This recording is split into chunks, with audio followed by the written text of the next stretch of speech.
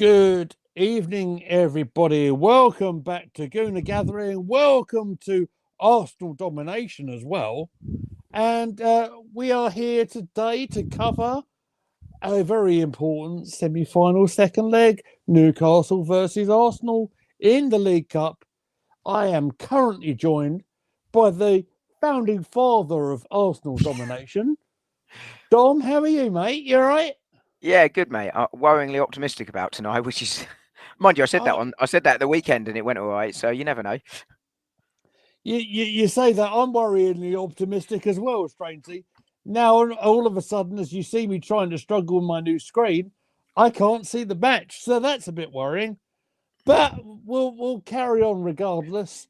How you been? What you been up to during the week, mate? You all right? Yeah, all good, all good. Bit of work. Saw my son perform at the O2 last night. That was a lovely moment. And then looking Cool. forward to this one.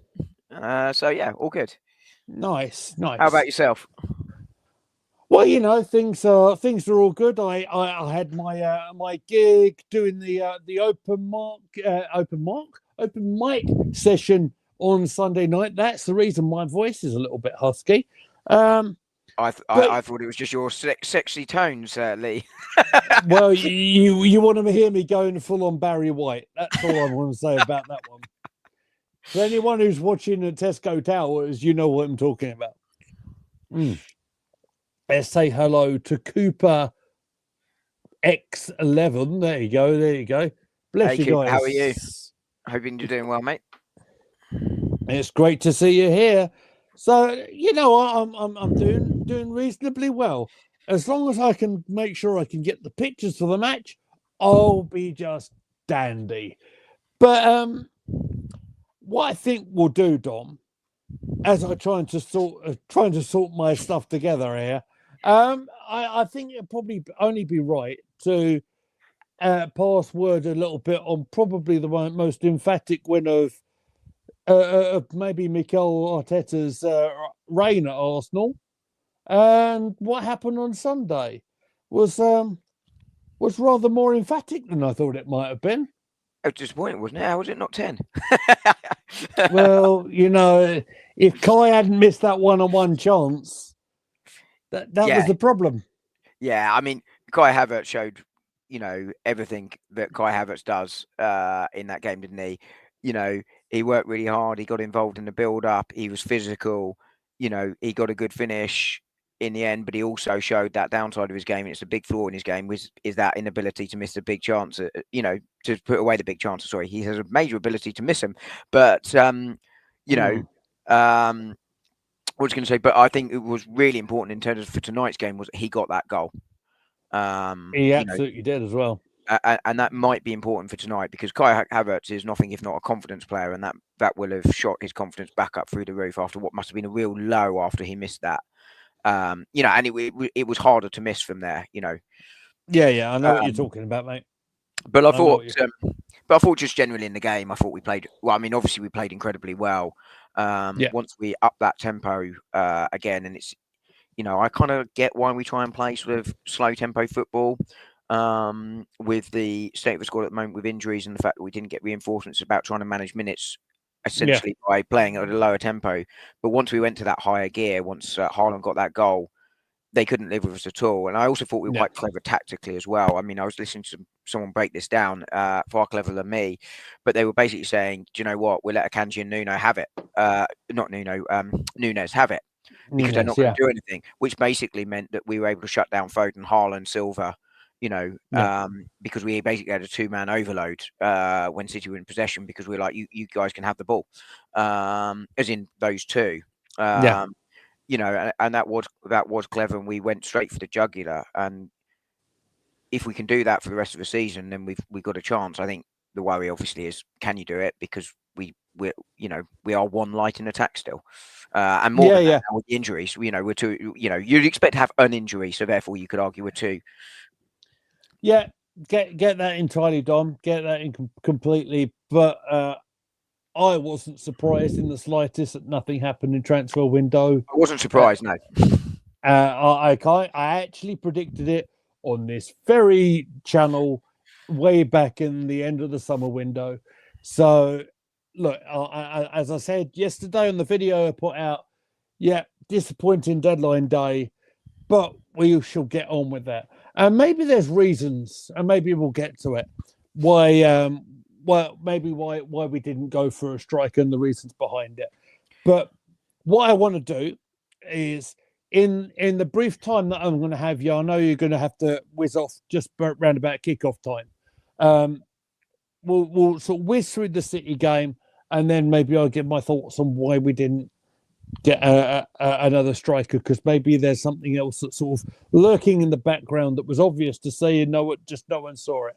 But how did you think Arsenal started? I mean, we started with some intent, didn't we? And like you said, tactically, we put the press on City, particularly Akanji, and that led, of course, to our opening goal against City on Sunday.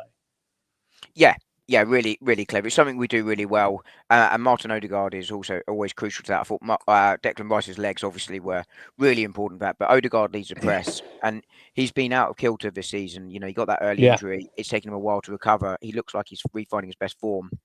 And no surprise to see Arsenal's press improve significantly with his return to form, and that was crucial in the goal. Obviously, he's the scorer of it. Kai Havertz squaring it to him. And it's a nice finish from Odegaard. But the press was, spot on, and as we were talking about earlier, identified the weak links and went hard after them. Absolutely, and it was a wild start. I think it may well be either the third or fourth quickest goal under Arteta's reign. It showed a bit of intent. It showed that we were up for it, and I think it shocked City. That's how I felt. However, despite us having a good amount of possession for a while, we went in at 1-0, and danger is at 1-0 that City can very easily come back to it. And unfortunately, we did see Erling Haaland, who got literally no change out of Gabriel in the first half at all, switch over to Saliba, and relatively early on in that second half, he managed to get a quite clean header into our net for an equaliser. Yeah, absolutely. I mean, to be fair, Raya made a couple of good saves as well prior to that moment, which I think would be fair to give him his flowers for that. Of course. But yeah, I actually thought Saliba and Gabriel both did really well, marshalling him in the first half. But I think we had to give credit to Haaland, and he's probably the best pure number 9 in the world. And his little clever movement there is what allows him to get ahead of Saliba, who, in his own right is one of the best defenders in the world. Obviously Saliba gets caught the wrong side, but I think sometimes you have to give credit to the opponent, and I would certainly give credit to Haaland there. It was a clever little move, which just wrong for Saliba, and at that moment in time, Haaland's too good from there. And you're exactly right. You were at that point. Have Arsenal left, not done enough, and is this game going away from them as it has quite often this season? But to their credit, as we discuss now, it didn't. Yeah, absolutely. Just when the chips are down, what goes and happens, we go right up the other end, and Thomas Partey launches a rocket. I don't think anyone expected from about 25 yards. It's quite rare to see someone shoot from that sort of distance these days. What a refreshing change that was. Obviously hit a massive deflection off poor old John Stones, so I don't think he had the best game. But fair play to him. He came out and faced the press at the end of it, so props to him for doing that. But all of a sudden, we're 2-1 up again, and what a deflating thing that happened to City. What a shame. It's party time, right? Arsenal don't forget after the scenes at the Etihad, right? And I'm sure City won't forget after this one next time we play them. But it's a fortunate goal, but I think it shows what happens when you do shoot. And you're right, in this modern era, teams don't shoot enough, particularly teams that are built in the way of Arsenal and City, where it's almost like Arsene Wenger ball, but not quite so eye-catching. I think we're defensively more stout. I think the balance is better, but sometimes just have a shot. You never know. You just never know, and that hopefully might just encourage us to do more in other games. And we saw it with two of the other goals as well. But they were speculative, I think is a little bit harsh on them, but they go in, right? That's what it's all about. Let's say hello to Julie, who's joined us again. I think it's one of your subscribers. She says, "Big up, Dom." So and big up to anyone who is watching on Arsenal Domination as well. We are dual broadcasting this over Gooner Gathering and Arsenal Domination, and we're also on Twitch on twitch.tv/Gooner Gathering. And Julie is also saying, I'll tell you what, a prediction this would be 3-0 tonight. Julie is really good in the comments, and good evening, Julie. I really have never wanted you to be so right as you are with that prediction. I'm weirdly confident. I'll tell you what, I don't know why. I'm weirdly confident. There's reasons for it, which I'm sure we'll get into before kickoff. Right. A lot of attention, Dom, has been brought into Miles Lewis Skelly. Okay? and the fact that he had the audacity to score a beautiful goal to make it 3-1. And the sheer audacity to make a little bit of fun at Erling Haaland. Firstly, can you talk about the goal for me? And secondly, the reaction to his goal celebration, obviously doing the Haaland thing. Yeah. And how the media have reacted to it. I mean, the goal itself, what a lovely way to score your first goal. Big goal, settles the game. Beautiful finish from him. I think it was just outside the area, if memory serves, but it was a lovely, lovely finish. Keeper's got no chance. I've heard people saying the keeper's got to do better. What's he going to do? Grow half a foot over? I mean, it was a great finish. And a lovely moment. The celebration, I understand it. It's do you know who I am now sort of stuff. Absolutely. It was definitely done to wind Haaland up. It wasn't done out of respect for Haaland. It was done to annoy him, no question. But the media reaction, I find it ridiculous. To be honest, I can't believe that we're talking about, new rules might need to be implemented to stop this sort of thing. I mean, this also comes after the, I can't remember who did it, the seagull celebration against Brighton a few weeks ago. I can't remember who the player was now. And it's like, what on earth is it coming to? I get you run around with your top off, or you do what Adebayor does and run the full length of the field to go and give one to the opposition fans or right in front of the opposition bench. Something like that, I get. I think there are already rules around that sort of thing where you're deliberately sort of inciting, reaction. Absolutely. But for this sort of thing, come on, like even the seagull thing, right? I mean, that if that's sort of all tongue in cheek, right? Yeah, I mean, exactly. You're not deliberately going to celebrate in the face of the opposition manager or something like that. The NFL introduced this, and the NFL officials absolutely hate it. Fans hate it. Players hate it. Like, it's part of the game, and I'll say, there is a line and there's rules already in place for when that line is crossing. Yes, it's subjective, but, for me, that's not one that incites a riot or anything like that. It's, if anything, where you want to be is, and I'm not just trying to say this because it was against an Arsenal players, where Haaland gets the ball and throws it against the back of Gabriel's head, as part of his celebrations. Exactly. That I get. If you want to clamp down on that, absolutely, that's fine. Like I say, the Adebayor one when he ran the length of the field, and there were others that Arsenal have probably done. I mean, it wasn't a goal, but Martin Keown getting right in the face of Van Nistelrooy. Of course, as Arsenal fans, we absolutely love it. But I could see why the authorities would want to stamp that sort of thing out. But for the reaction is just bizarre, frankly. Absolutely is. What did you make? And can I just say, for clarity, on everyone watching us live, I invited Jason Cundy over onto our stream tonight. I actually did. Because I don't know if you guys have seen the TalkSport clip where he kind of says, or kind of implied, that's the word, thank you, mate, that that Lewis Skelly, you need to watch your back a little bit, because you remember what Roy Keane did to Erling Haaland's dad, of course, Alfie Inge Haaland, of course, formerly of Nottingham Manchester City. Forest and Manchester City, indeed, and of course Keano absolutely wrecked him. He deliberately went out to cause injury on him. So are we saying Jason Cundy's sort of advocating the an 18-year-old lad getting injured by an opponent?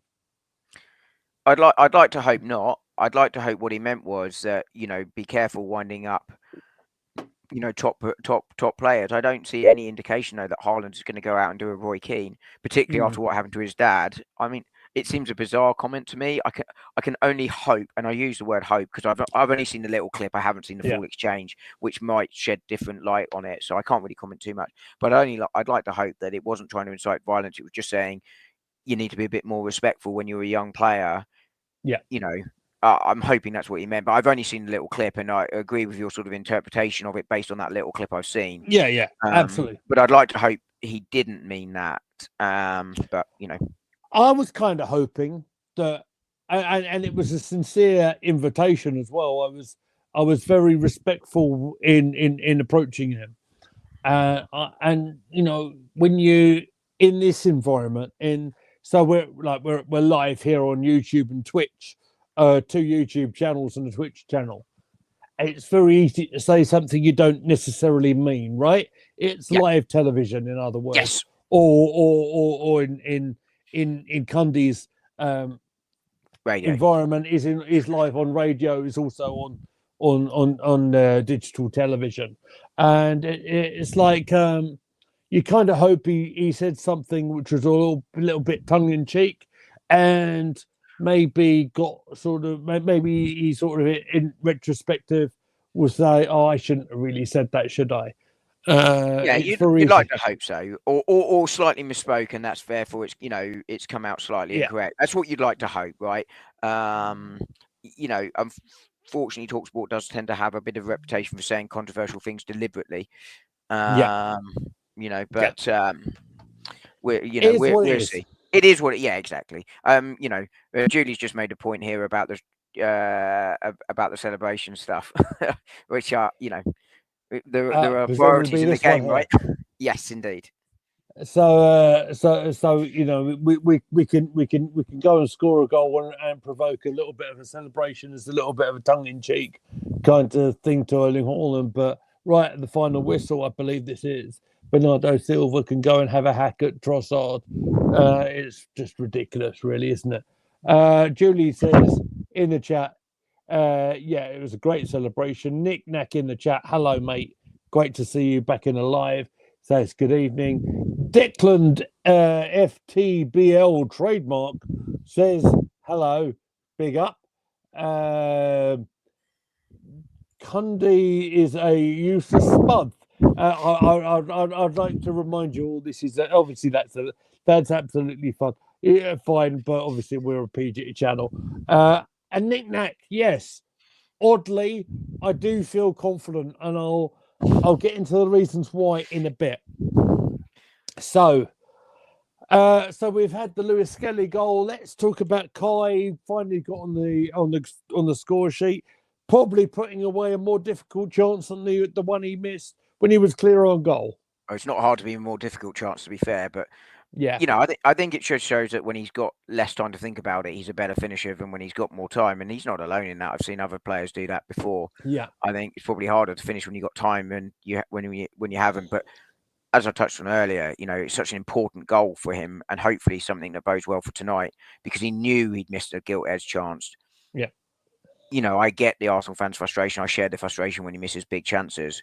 I've said repeatedly that we need to upgrade him. That doesn't make him a bad player. We just need to upgrade him as a number 9. But, he needed that goal. But I don't think all the aggro he does get from his own fan base probably helps him, given he's a confidence player. And you can say it's elite level. You've got to be.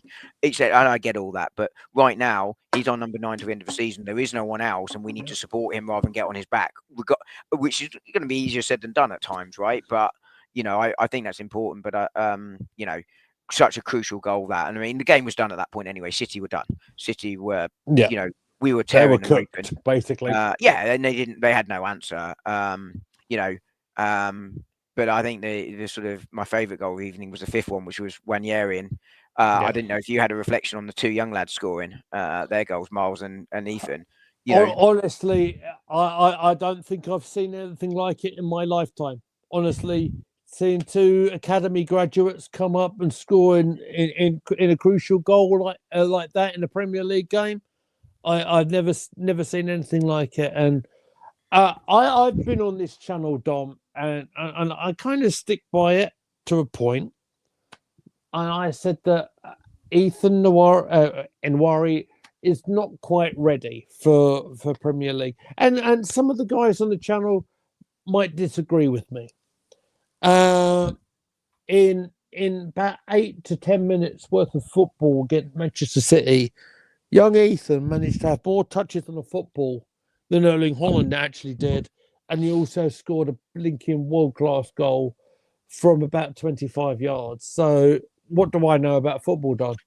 Well, I think my position was similar but slightly more nuanced than yours, which is he's going to have, and this will apply to Miles Lewis-Skelly too, he's going to have great moments where look, I think he's ready. What I don't think he is ready to be consistently at the top level. I think there will be peaks and troughs in it because he's an 18-year-old boy. And I think at some point the hard times will hit. Which is why I think Arteta has actually used him correctly this season. It was frustrating not to see him in that sort of bad patch where Odegaard was missing a little bit more. But I understood that. And I think that will stand Ethan Wanyeri in good stead. Just, I really do. But there will be some bad moments with him. But I think he looks a real prospect. I said at the start of the season, everyone was saying the squad's smaller than City's. And technically, it is one smaller than City's at the time, back in the summer, because we didn't register Ethan Wanyeri and we didn't register Setford and we didn't register Miles Lewis-Skelly because we didn't need to because of their age. And Setford was the third choice goalkeeper, didn't expect to see him this season. City's, by comparison, with Scott Carson, who's 33. You're not expecting to see them, but normally 33, I think. 36, sorry. Yeah, whatever right, it is. Isn't he? Yeah. Well, yeah. But anyway, you get the point. I do.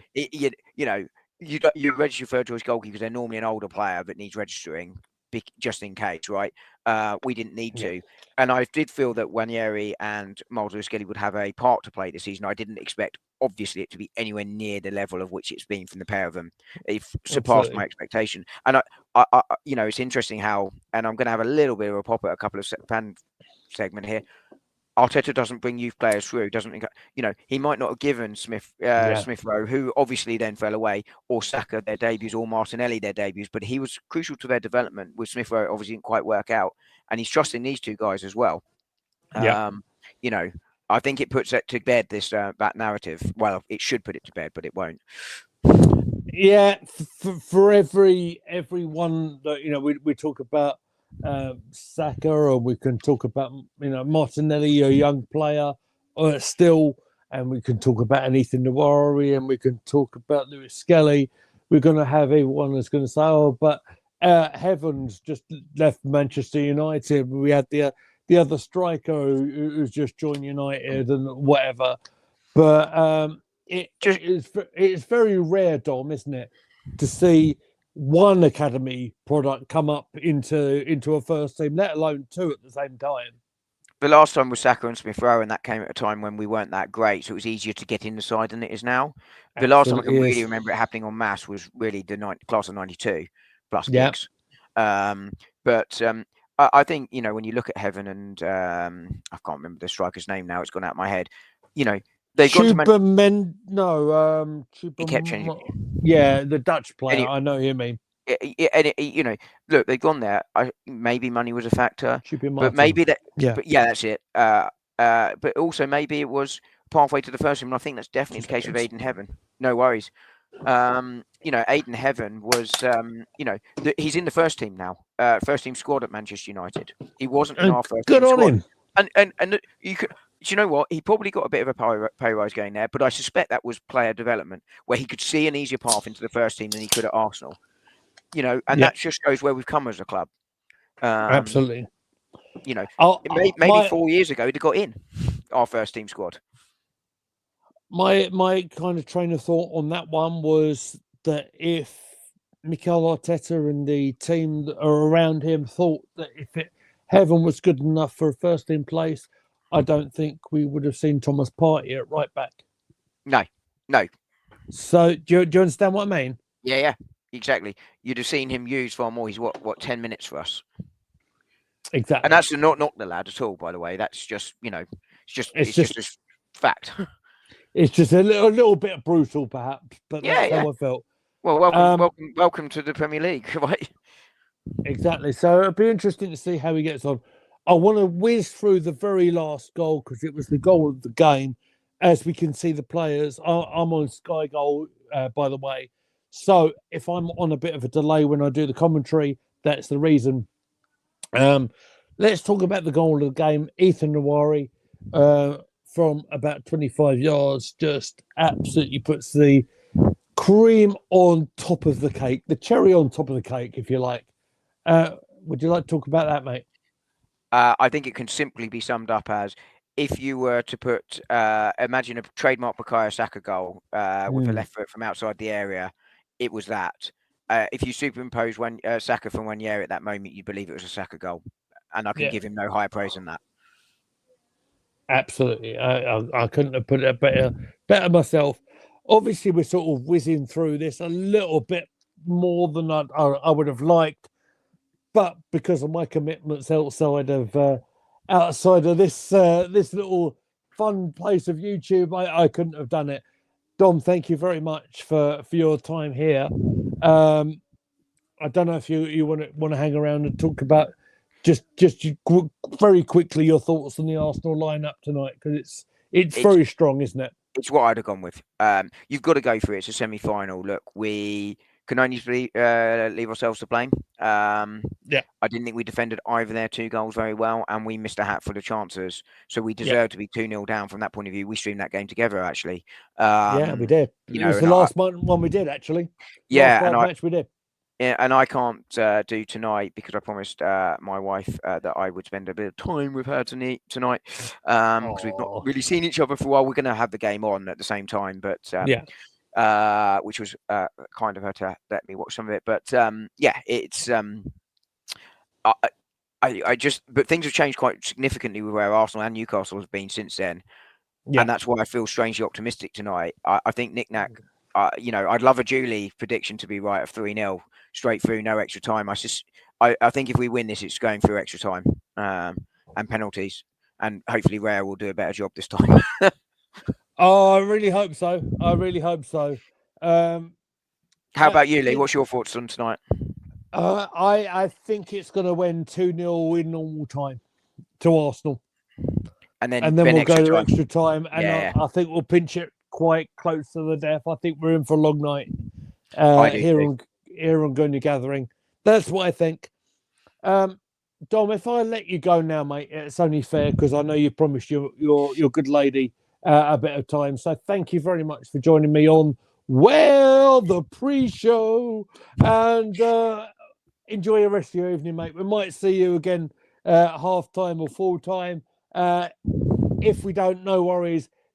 Dom, would you like to do your social medias and all that sort of thing before we get rid of you?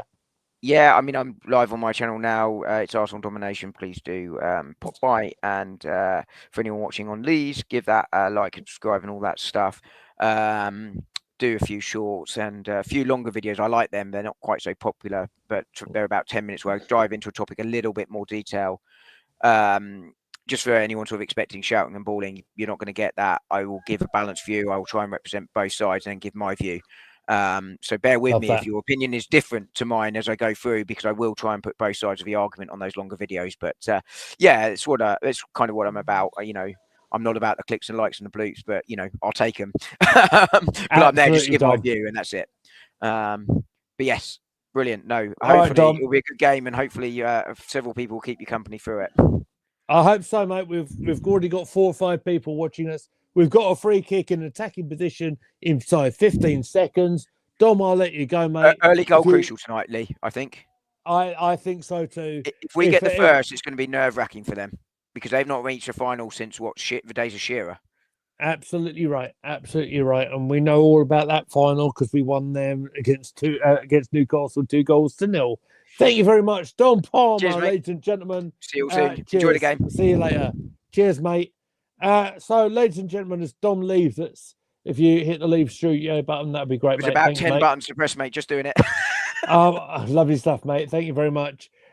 We are about to take a free kick here. I'm watching, ladies and gentlemen, on Sky Go, so I am a little bit behind. Declan Rice plays that free kick in. It has gone out, and I think it might go for a corner. So please be patient with me. I am watching on a slight delay. So please, no spoilers in the chat. I will keep your comments coming in as good as I can. On my clock, on Sky Go, I'm on 1.5 minutes about now. 1 minute 30 now. Judy says, come on, you Gunners. Here we go. We've got to rest after this game. Yes, we do. Corner's coming. It's gone a little bit short. It's not gone playing for Arsenal, and Newcastle might get us on the break here. They're going to charge on the halfway and beyond. Martinelli's trying to cover us. He's given away the free kick. He's going to be spoken to by the referee. That is what I would call a professional foul. In that he's brought him down. Wasn't last man or anything, but it was like, I need to take him down because otherwise I'm going to have a problem. It's the Newcastle 23, which I think is Murphy, he's been taken down, and it's going to be a free kick to Newcastle United. It is probably about 35 yards outside the penalty area. You can see Hall amongst it. Who's the other right-footed option? No, it's going to be Hall. Julie says, come on, you Gunners. We've got rest after this game, and either result would be good. I'd be hoping for an Arsenal win. The free kick was initially headed out, but they're now going to recycle it, and the cross is going to come in right now. Looks rather deep to me, and I think that's going beyond the byline, and that would be a goal kick.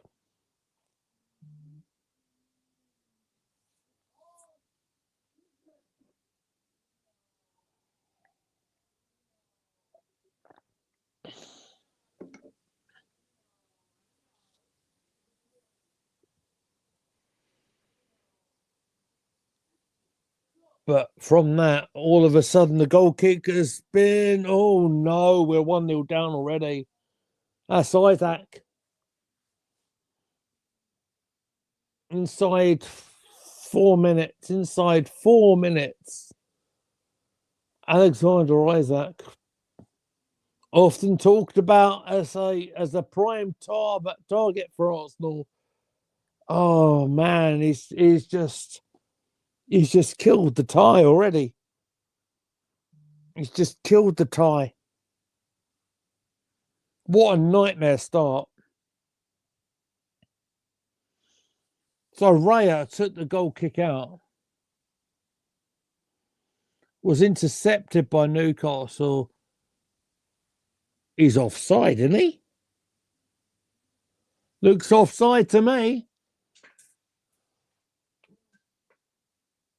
Isaac looks offside to me. I can't remember if VAR is in operation here or not. Maybe Nick Nat can tell me.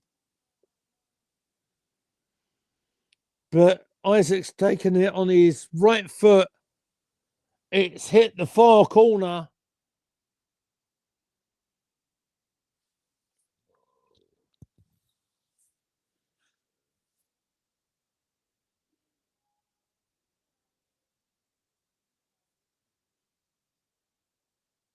Let me just say hello to Sam.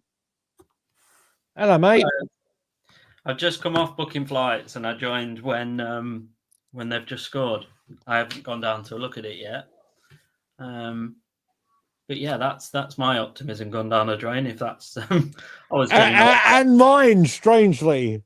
I was feeling all right before. I thought we've got a chance, but I'm not sure now. I think I think they're still waiting on the VAR here, Sam.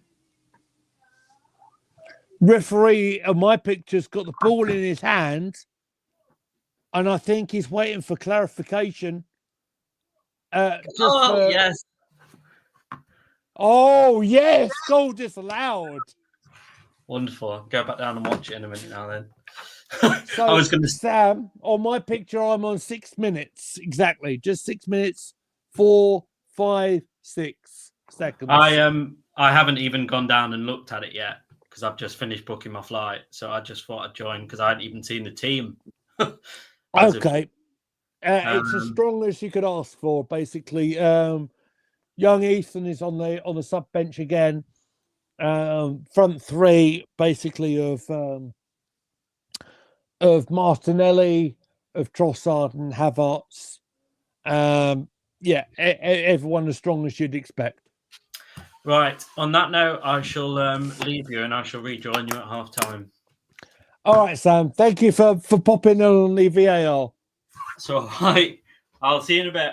All right, mate. Go on. Do you want to just exit the stream, mate, for me? That would be helpful. Yes, we'll do. Cheers. Well, thank goodness for that, ladies and gentlemen. That was an absolute nightmare to start with there, but it doesn't count.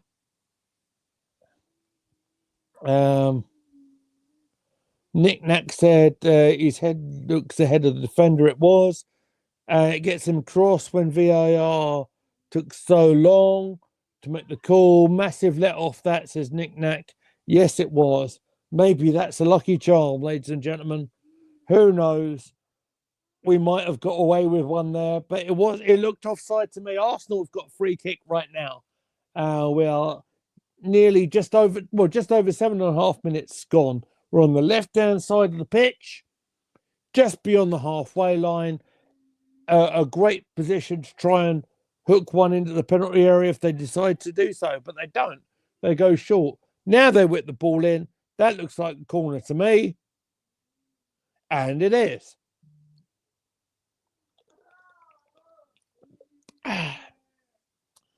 Oh, boy. I think this is going to be a long night.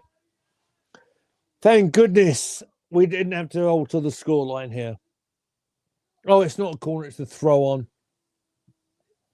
And unfortunately, we don't make anything of it. It's going to be a goal kick.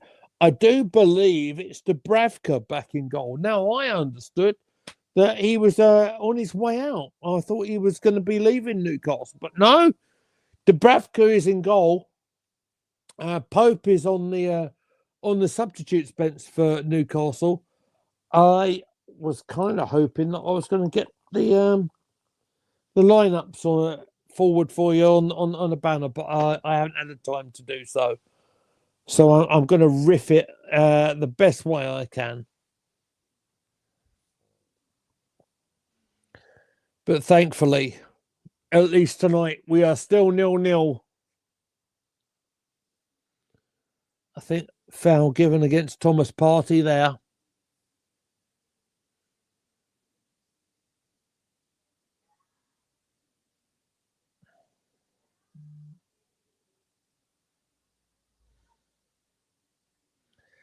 Bit of a shoulder barge there on Anthony Gordon. Of course, Gordon was the scorer of the second goal at the Emirates. Isaac scored the first. Nick Nack says it was a bit of a soft foul, that. And here comes the free kick. Dealt with. At least for now. It's back with Dubravka in goal. Outside his penalty area, ball with his feet. Plays it to the right back area. And we can breathe just for a second.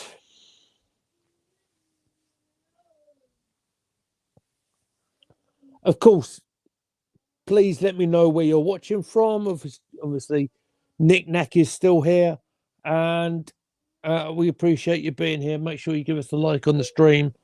That helps the channel so much.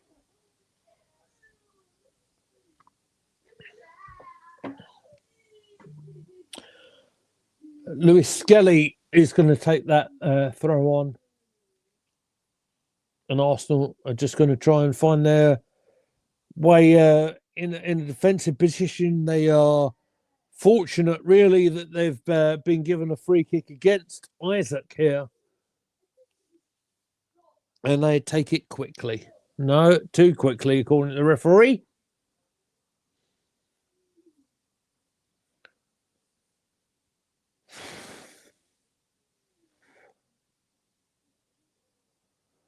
So we get a chance to breathe, and Arsenal are going to take this free kick.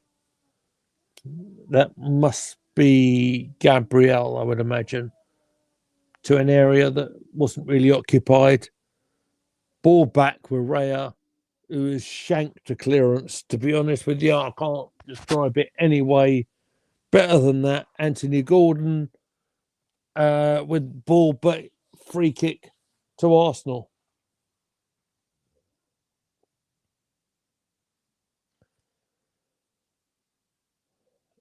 Arsenal playing themselves into problems there. Saliba just about gets it out for a throw on as opposed to a corner kick. It has not been the most convincing start from Arsenal. Not really what I was hoping for. Newcastle aren't in the best of form, by the way. They lost to Fulham over the weekend. They recently lost 4-1 at home to Bournemouth. They have had an FA Cup win in the third round since just before we got beaten by them at the Emirates. But yeah, we try and build from the back.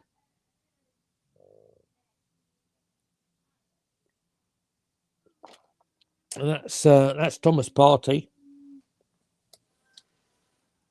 And that is looking promising. There's Timber. He's inverted a little bit, but I think we're all right at the moment. Trossard on the right plays a flat ball in the penalty area. It wasn't a good ball.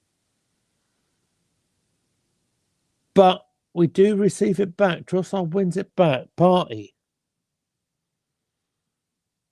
Got options right and left.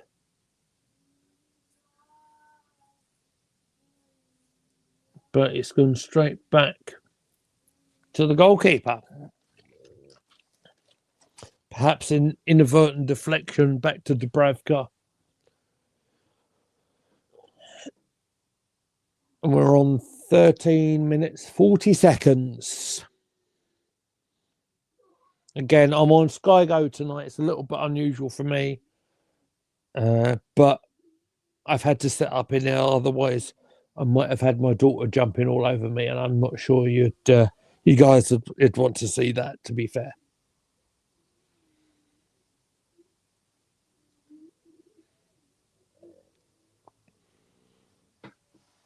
Raya taking a little bit of time on the clearance, manages to start playing it away. We've given it away very poorly, actually. And that's Gordon in the penalty area for Arsenal, in Arsenal's penalty area. But we do get it away. That's Havertz and Ødegaard linking up.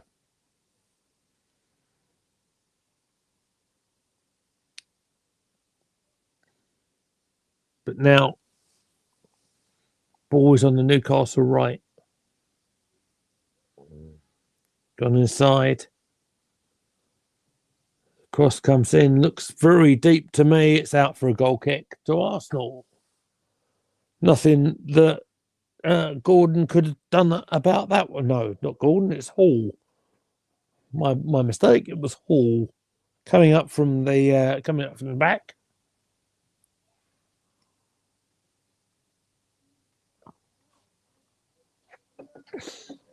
And there's the goal kick from Raya. Gone very deep into Newcastle territory just temporarily. But it's back with the defenders and back to Dubravka. Arsenal do try and press him and manage to get the possession. The referee says, yeah, carry on. Slightly iffy pass back by Saliba, but Rayo's got it under control. And they'll think, oh, look, oh, they're going to go deep. Okay, that's interesting. They've gone to absolutely no one, Rayo. He's literally just that's gone from goalkeeper to goalkeeper. Wasn't the best bit of play, that, I must say.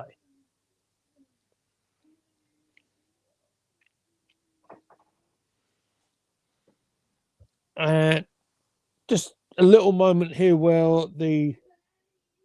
of the Newcastle players are just readjusting their shoes.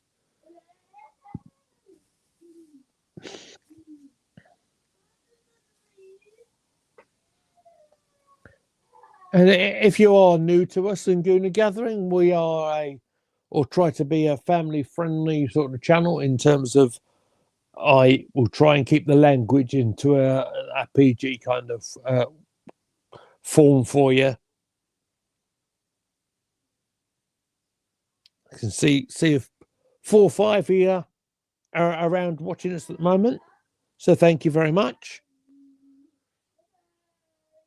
Please leave a question or comment in the chat and I will respond as quick as I can to you.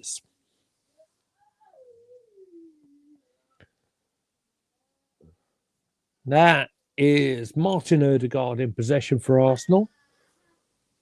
Bringing it in field to Declan Rice, going left to Lewis Skelly.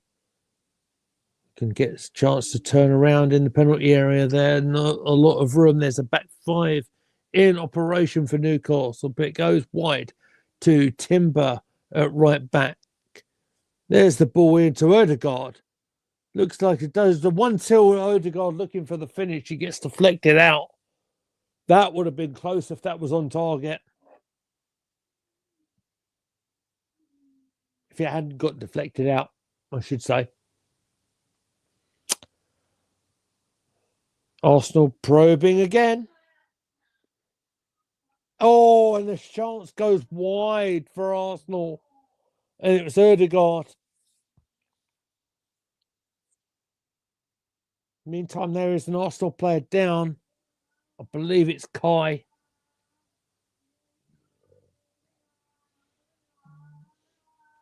Trossard. And then Kai. And then set up. Deflection, I think, in there. Am I right? Let's see. Odegaard. His shot might have been deflected.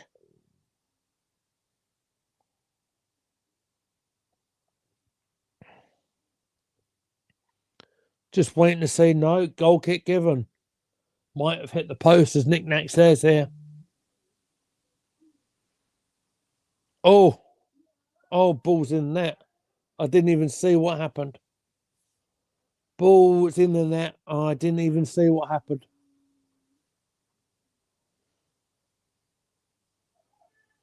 Isaac, I think.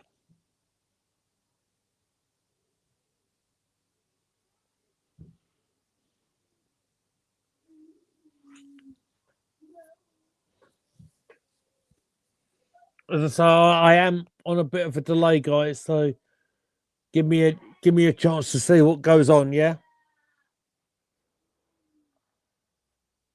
So Dubravka hit the goal kick. Through pass there. Don't have any complaints on this one, I think. And is it Murphy? Murphy scored. Yeah. Ball hit the post and then Murphy puts the rebound in. Isaac with a shot, hit the post. Murphy puts the rebound in. It's 3-0 on aggregate.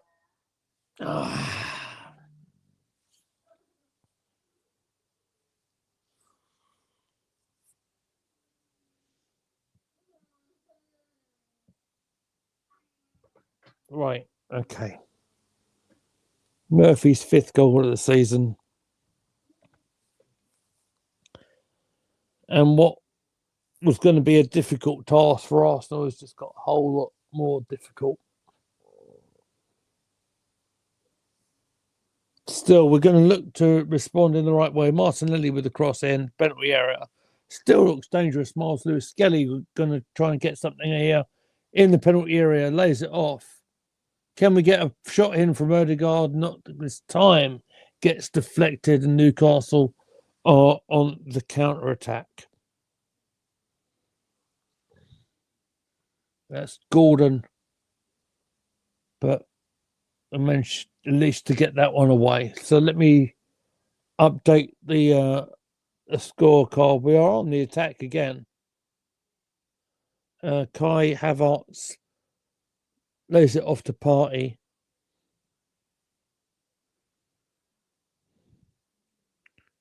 Odegaard, can you get the shot in? It goes beyond the post there. It's out for a goal kick.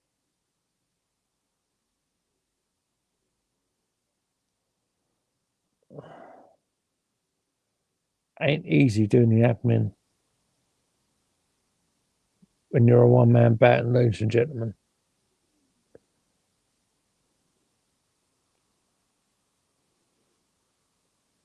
But what I will tell you, as I try and sort out my my admin here, it is 3-0 on aggregate, and it's going to take a miracle now.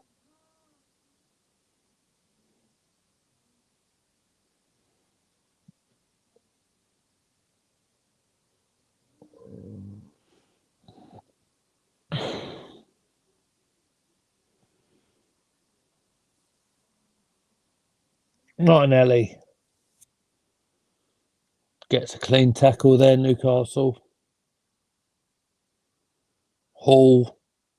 But Havertz has got it, plays it in the penalty area.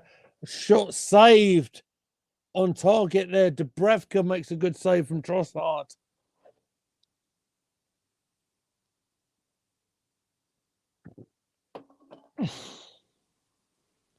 Havertz played the ball across 6-yard line. Trossard hit the shot. Might have hit a deflection off the Newcastle defender, but Dubravka does get it away.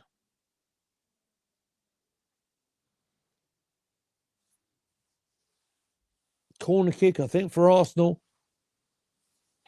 And it goes near post. Out. Is it Tonali or Trippier? It might have been Trippier. Got it away.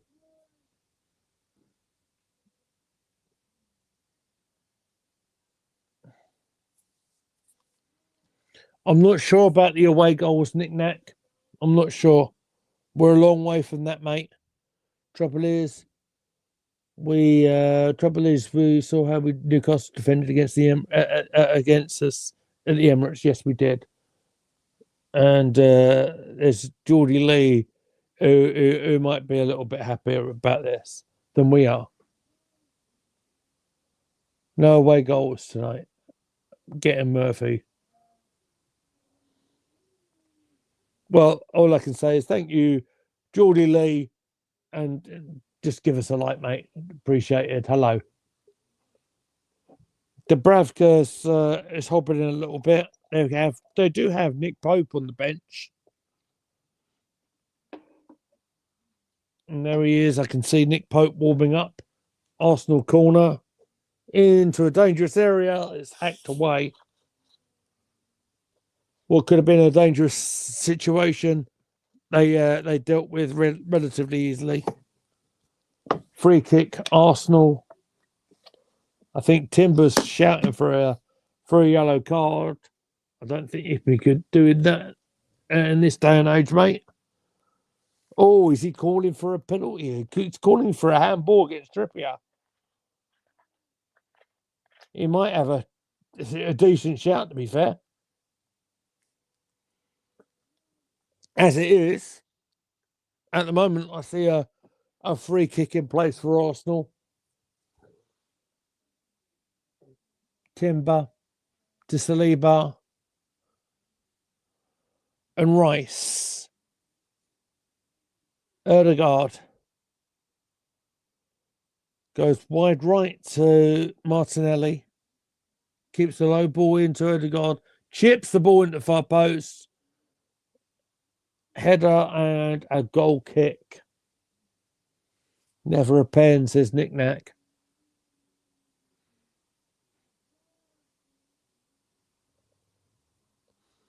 Meantime, Dubravka's got a problem.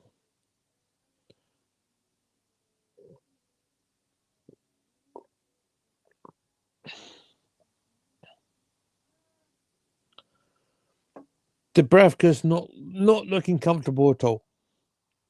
He's limping, ball was at his feet. He's yet to take the goal kick.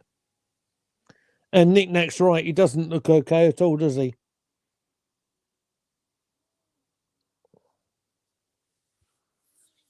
Well, I'll say this, Nick Pope is an extremely good goalkeeper.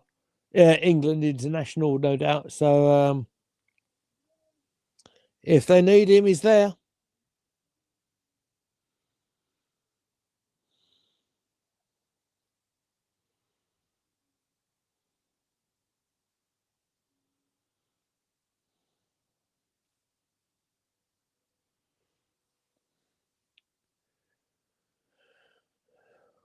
Ball's back with Dubravka after a hint of an attack from Arsenal.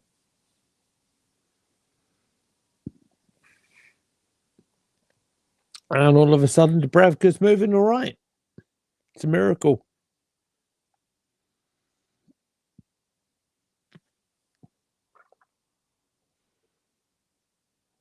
Arteta scoops the ball up for Timber for a throw on to Arsenal. Pretty much on halfway. Nick Nack. Yes, you nailed this, mate. I can almost feel the panic already. It's like one of those games when you're 1-0 with 10 minutes to go already. Yeah, I get you, mate. I get you. But here's Martinelli. Gets a return pass from Timber.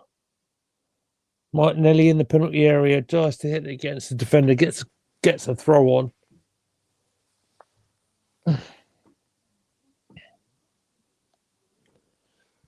We're about 28 minutes and 20 seconds into the first half. 3-0 to the Geordies already on aggregate, of course. But there's a cross coming from Arsenal. It's not the best cross, but maybe we can get something else from recycling the play. It's the lever. And Timber. Martinelli receives it on the wide right again. Low pass to Timber. Partey and Timber linking up. But where are you going to go? And Martinelli just kicks it out for a throw on. Miscontrols it.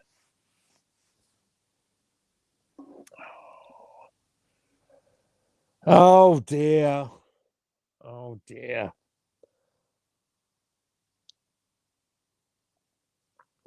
Almost feels like we're prolonging the agony now, doesn't it?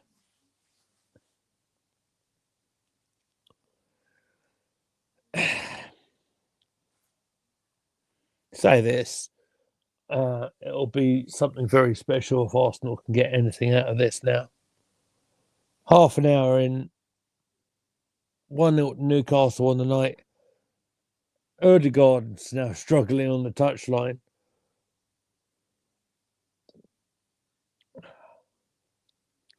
It's not going well. It's not going well at all. Here's Timber.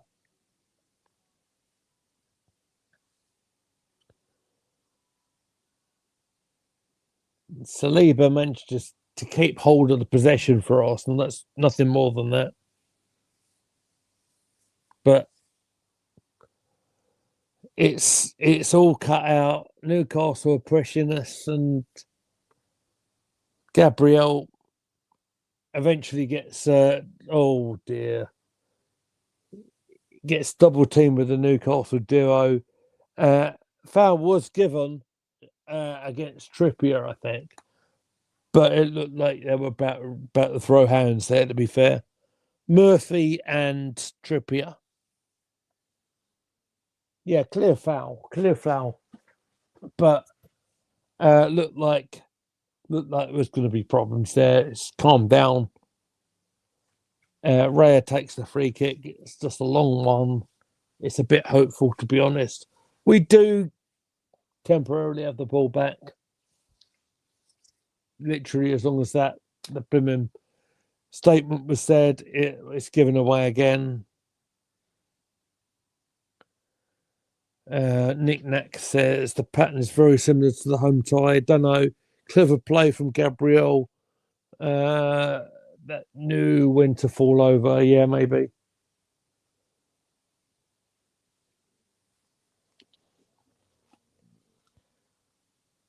Erdegaard.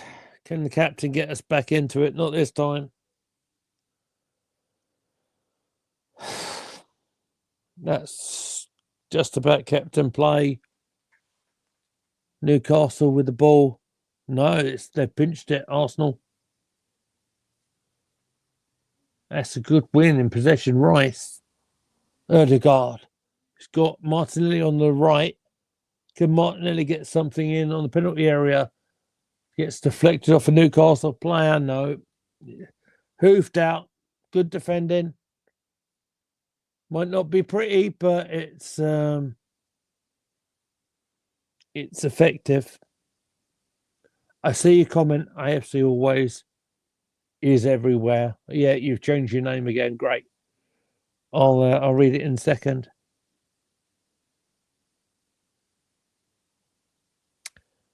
Ball runs away from Kai Havertz. It is a goal kick. So welcome to AFC always. Considering the mad and threats against Skelly, glad to see he starts tonight. Rivals need to get a grip. Mind your own results and celebrations. Yeah, as we sort of alluded to on the pre-show, everything that went down over the weekend with Lewis Skelly. It's weird, isn't it, how it's all blown up, and they're looking into potentially, regulating goal celebrations and everything. You imagine Ian Wright in his pomp, right? Celebrated every goal like it meant something, right? Genuinely. And it's the reason I fell in love with Arsenal.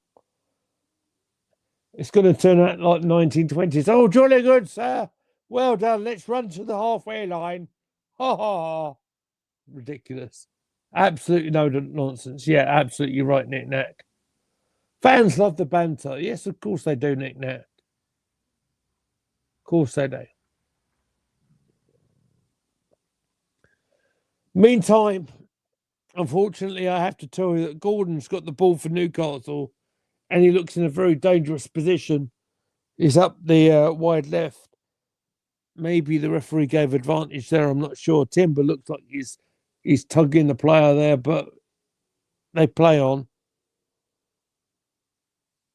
Ball out for a throw on. Bruno Guimaraes right in the thick of it. Right.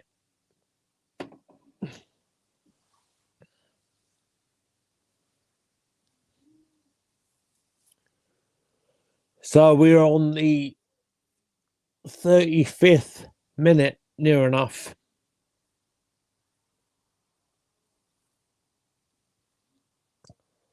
It is a free kick to the Magpies.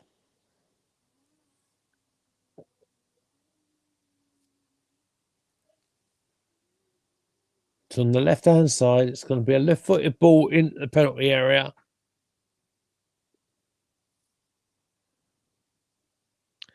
It's going to be the number 20. That's Hall. Plays it in. Goal kick given. I'll try and catch up with the chat as best I can, guys. What a rubbish mentality. There's no pressure on this team. 5 years without a trophy. No League Cup since 1993. Yeah, I know, mate. I know. No Premier League since '04. This team should be full of pressure. I see an Arsenal player down there. I can't quite make out who that is at just a moment. I do see Lewis Skelly. No, not Lewis Skelly. Ethan Nwari. Stripped and ready. Oh, is it Kai? Oh dear, is it Kai? It is. Nick Nack says, unfortunately, it looks like the tie was lost in the first leg. Yes. Light work for Newcastle in the first leg, exactly the same in the second leg.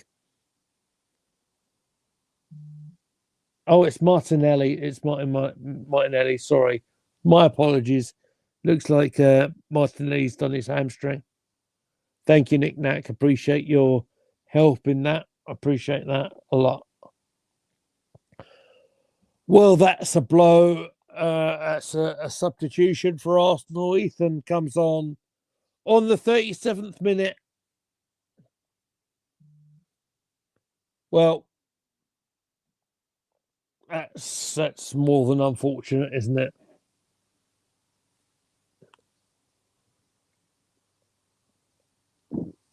And he's walking off unassisted. So who knows how bad this injury is, but Martinelli doesn't need this right now.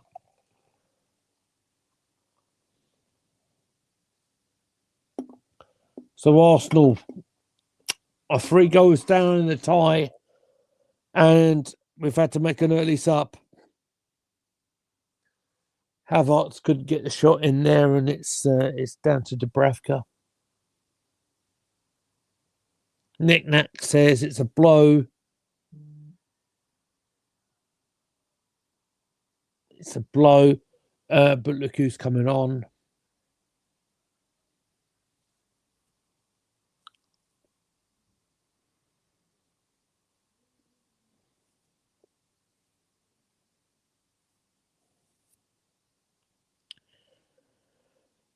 Declan Rice is going to try and make something happen here in the midfield. Hopefully we can get somewhere here.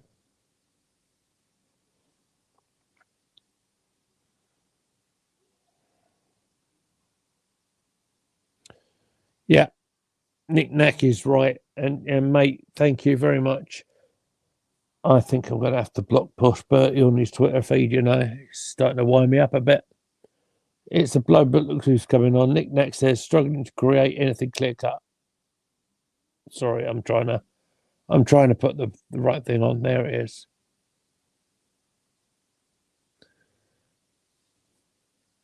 Deflected cross coming in the penalty area and defended adequately from Newcastle. And that deflection off Timber takes it out for a throw on to Newcastle. Oh, it's not looking good, lads.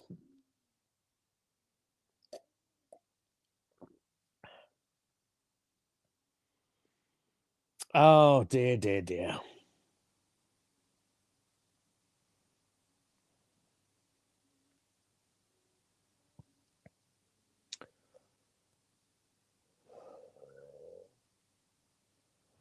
Well, Ethan's getting into the game straight away. He's going to try and attack him. Puts the ball in the penalty area that goes straight out for a goal kick. Not criticising the lad. His first touch, heavy on the cross.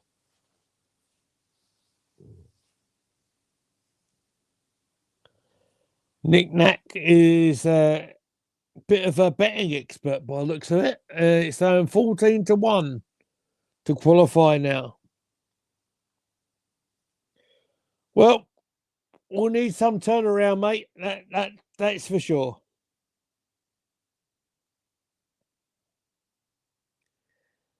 And even me, being the positive Pete that I am, is really struggling to justify how we're going to get through this.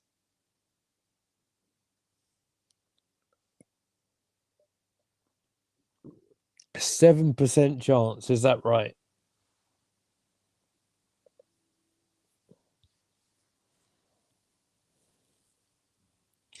Mind you, I've seen Liverpool 3-0 down to AC Milan in the Champions League final before.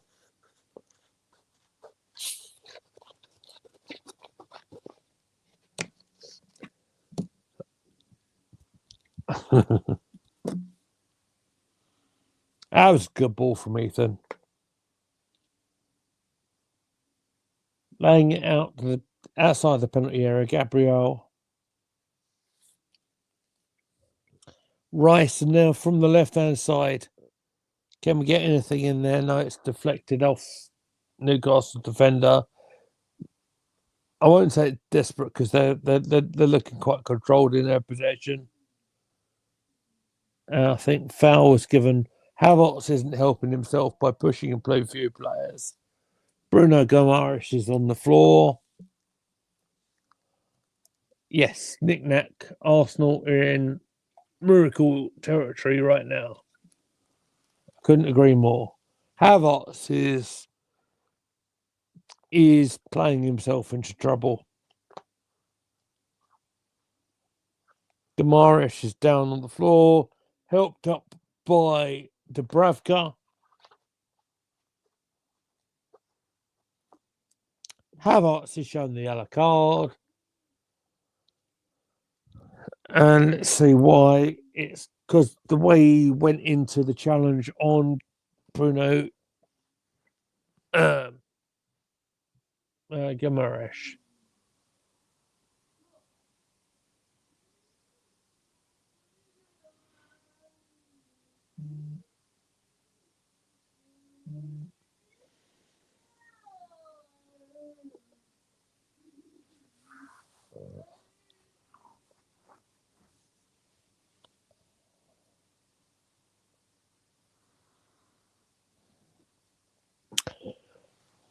Matter of opinion, knick-knack, but he says Bruno is one of the biggest play actors in the league. Also says that a goal before half-time would be huge.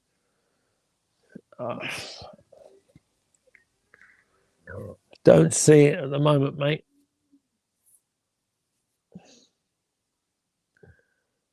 I mean, did I see a comment about that's the worst I've seen Saliba play? No, that would be on a WhatsApp group. I don't think that's true.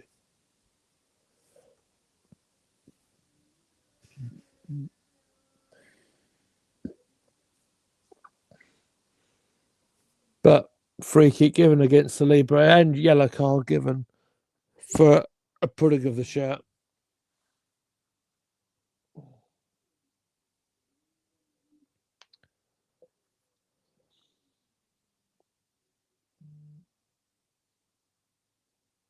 So we're in the last minute of regulation time. Newcastle free kick. Playing into our penalty area. We do get ahead to it.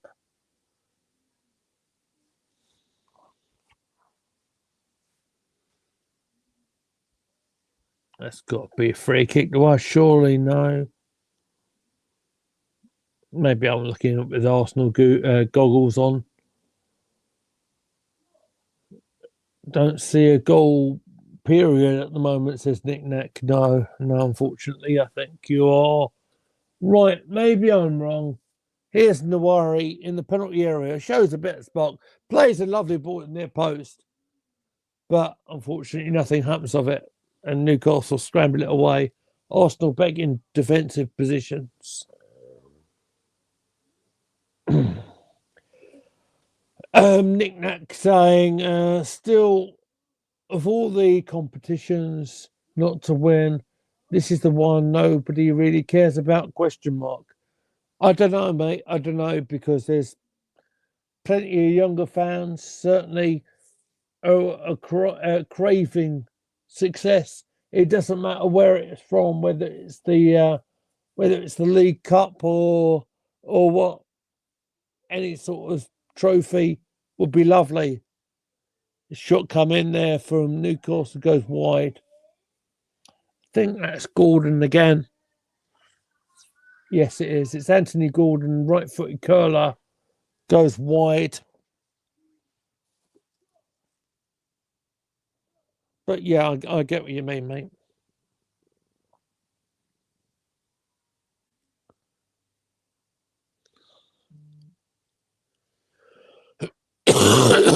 Excuse me. Been coughing like a trooper all weekend, guys. So excuse me.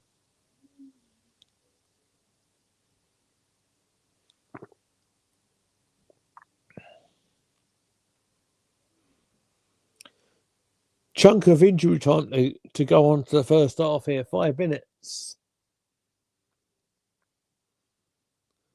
But as the ball was on the right, on the Newcastle left-hand side, Gordon has a shot off Saliba, deflected out for a corner kick.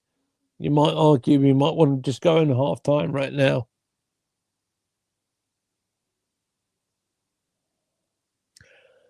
Oh, what a shame.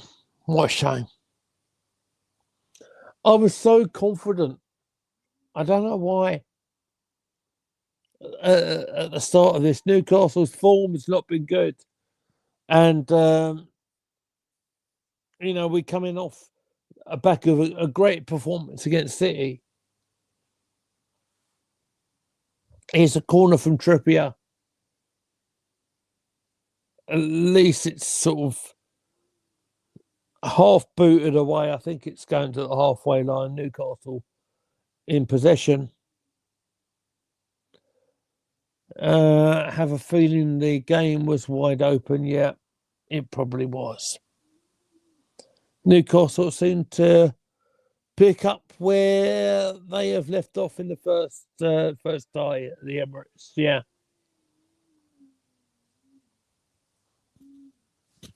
I mean, fortunately, it is still 1-0 on the night, 3-0 on aggregate at the moment.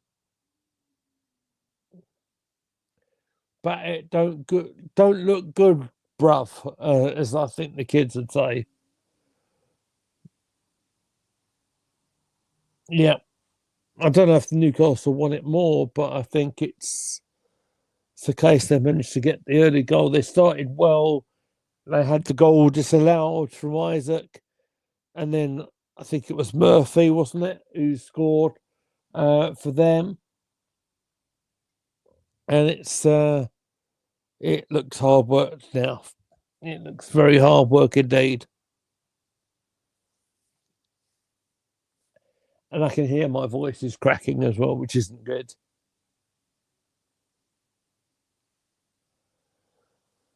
Nick Nack says they've pretty much kept you at bay during the half. Yes, yeah, they have. I don't think we've had any great chances, in all fairness to them.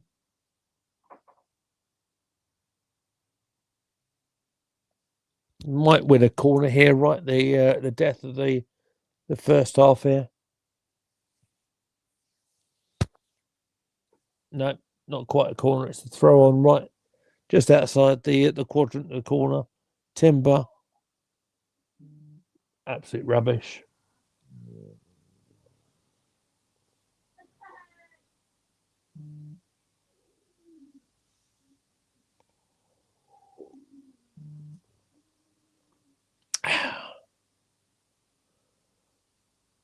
See, unfortunately, I forgot to turn off some of my notifications. So I already know we're in at the break, 1-0 down, 3-0 down on aggregate.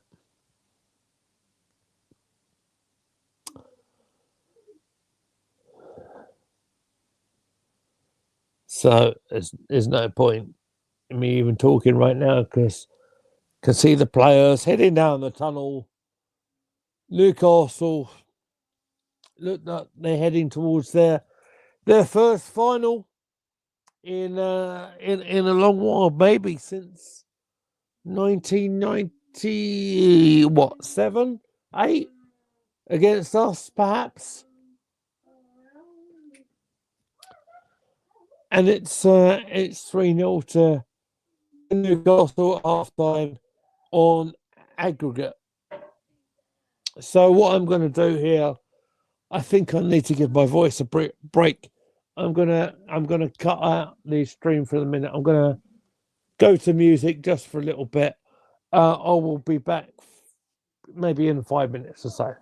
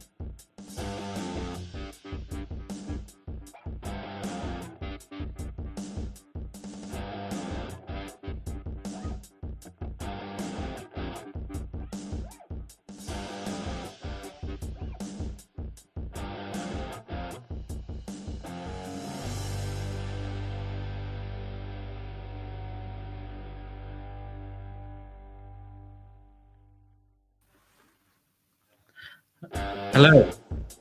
Hello, Sam. How you doing, mate? Let me just turn off the music if I can. I've been better. I've been a lot better. Yeah. I don't know. We're just going out with a bit of a whimper, really, aren't we? I wish we'd put a little bit of a fight up. I don't think I'm going to watch the second half, to be honest. I don't want to wind myself up any more than I already have. Oh dear. Yeah, I get what you mean, mate. I get what you mean. It started a little bit ominous, didn't it, with an Isaac disallowed goal. Mm-hmm. Do you want to talk about that? I didn't see it, to be honest. All I did was hear you say it scored and then disallowed. Right. But we had the chance, didn't we? Odegaard had that key chance. He had a key chance that hit the post. Yeah, just before they scored. So that's the difference, I suppose, isn't it? They can put away the chances they get, and we can't currently. So, yeah. Shortly after that, as we just quickly say hello to Mahir, Mahir, who's one I know particularly off TikTok. Yeah, and then we go behind to a goal from Murphy, I think it was, and we're in not the best position at half time on the night, 3-0 down. I don't really see us coming back from this, to be honest. No, I think it's slightly different. I would give us a half chance if we'd scored before half time, but to score 3 goals in the second half without them scoring, I'd love to know what the odds are now, because it'd be worth £1 just in case if it does happen. But to score first, and again, I hate to say it, but as I was watching the chance and then the chance that Rice had shortly after, you think to yourself, as much as I hate to say it, if Isaac had been on our side, there's 2 goals straight away. As much as I hate to say that, it's just I was watching it, I was thinking, well, yeah, that's us back in the tie if he's got an Arsenal shirt on instead of a Newcastle one. But yeah. But it is what it is, mate. We can't always get what you want. And Nick Neck saying the odds are about 19-1. That's about 5% chance of us worth it, I think. getting through. The other big talking point, of course, Martinelli picks up a hamstring injury. Yeah, I hope that was just pulling him off just in case, rather than they know something that we don't, because I don't know. I think we can afford to have any more injuries. We'll be down to our academy players soon. Yeah, more academy players, you mean? Mm-hmm. Yeah, I get you. Nick Neck says go and put £100 on it, and then you go and win 2K. So it's as easy as that. Yeah, it's easy as that. Now, I honestly don't think I'm going to do it to myself and watch the second half. I've seen enough in that first half to tell me what's going to happen. We look really shocking at the back because we're pushing everybody up. That's the thing. What choices you got? Oh, no, we've got no choice. But every time Newcastle go and attack, they look like they're going to score every time. So, I don't know. I don't see a way back. Oh, Nick Nat, that's not a very nice thing to say. If you pick someone to get injured, Martinelli wouldn't be a bad shout. I wouldn't want anyone to get injured, to be honest. When he's playing well, like, that's ludicrous to say such a thing about your own player. Like, I've got a feeling Nick Nat's not necessarily an Arsenal fan, to be fair. I think he's here just to support the channel, and that's fair enough. When he's playing well, when does that happen, he says? He's been playing well the last couple of weeks. He's been one of the brightest players the last couple of weeks. And he also says, feels like a repeat of the home leg to me, he says. It's always going to be like that, wasn't it? They're the ones that 2-0 up. Yeah, absolutely. And the players are out for the second half. So what What do you want to see out of this second half, Sam? I know you're not going to want to watch it, but what do you want to say? I don't know. I think now the only thing we can do is put up a fight and do as best as we can for 45. Give it a go for the people that have travelled all this way to come and see him. Give him a go at least. For those people that, like I say, had travelled this far on a Wednesday night when they probably all got work tomorrow. Absolutely. And Nick Nack says we had to score the first goal tonight, and it didn't happen, unfortunately. Yeah, and with that goal from Murphy, I think probably went our hopes of reaching the final. But I've been wrong before, Sam. I wish I could give you some optimism, but that's been sucked out. I did have some before, but now I've got none left now. As the famous gift says, I've got nothing left. I've got nothing left. It looks like a shadow of a team that played Sunday, though, doesn't it? That's what's getting me. Like, it just looks like a completely different team. I know there's a lot taken out of them maybe from Sunday. But it just looks completely different. You couldn't have two more different sides than the one on Sunday and the one here. Yeah, fair enough. But Nick Nack says it's never over. It's not over yet. I like that optimism. Wish I could share that with you. I really do. Oh, I really do. I mean, up to you, mate. What do you want to do? What do you want to do? Do you want to hang around, or you want to leave me to it?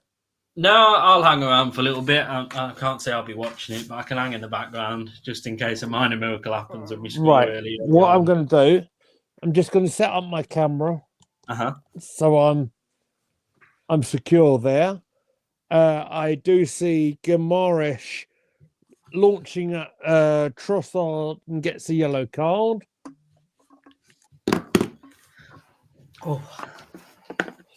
Going to get myself a little bit more Sainsbury's lemonade. Newcastle are super up for this. Yeah, they were always going to be, weren't they? Well, don't you worry. They'll be on a plane to Dubai tomorrow.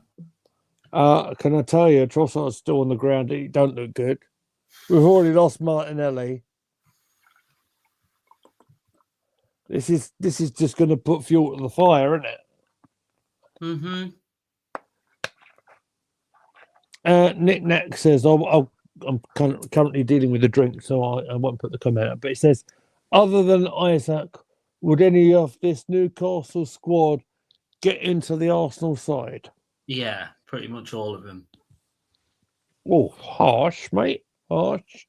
No, but 90% of them. You can't say that Saliba, Gabriel, Raya, Erdegaard, Martinelli, they're all getting in. And then had we full team, Ben White's getting in because he's better than Trippier. So, yeah, pretty much. Well, apart from a couple of strikers, I still think most of our side's getting into that Newcastle team. I think the Newcastle side getting into the Arsenal side, yeah. Oh, I tell you what. The other way around. Okay. Now the other way around. Isaac.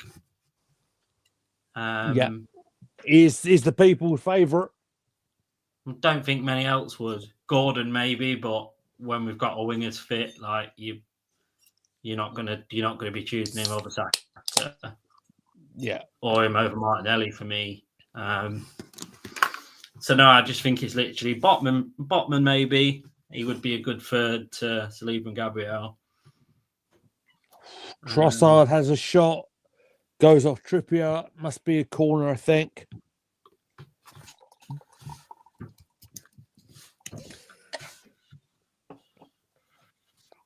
Let's see how this goes.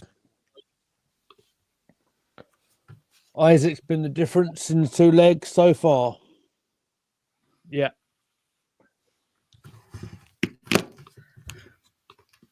Can Arsenal do something here in the corner? We're a little bit desperate here. We have got another semi-final tomorrow, Lee. We have the women's in the cup semi-final against Manchester City, if I'm not mistaken.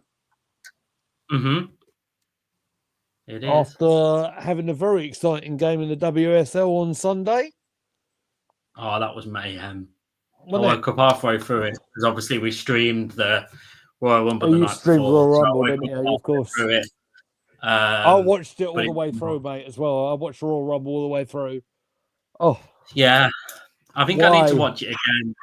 We know because I'm still it was okay. I didn't think it was anything massively fantastic. I didn't really enjoy it, mate, to be honest. I didn't really enjoy it at all.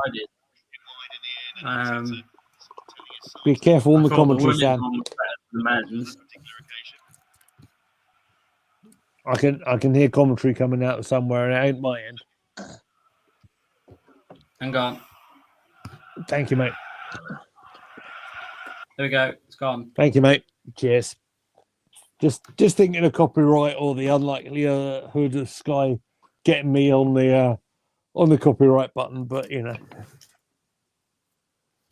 Thank you very much. Right. Ball in the hands of Raya. Oh dear. Oh no, they've scored again. Yeah, I've just seen the notification come up on my phone. I haven't even seen the goal. We've Raya's passed it out to my God. Anthony Gordon. Oh, that's an absolute nightmare.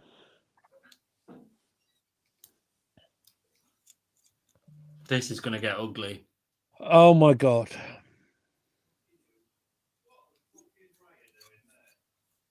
What is Raya doing there? That is a great point.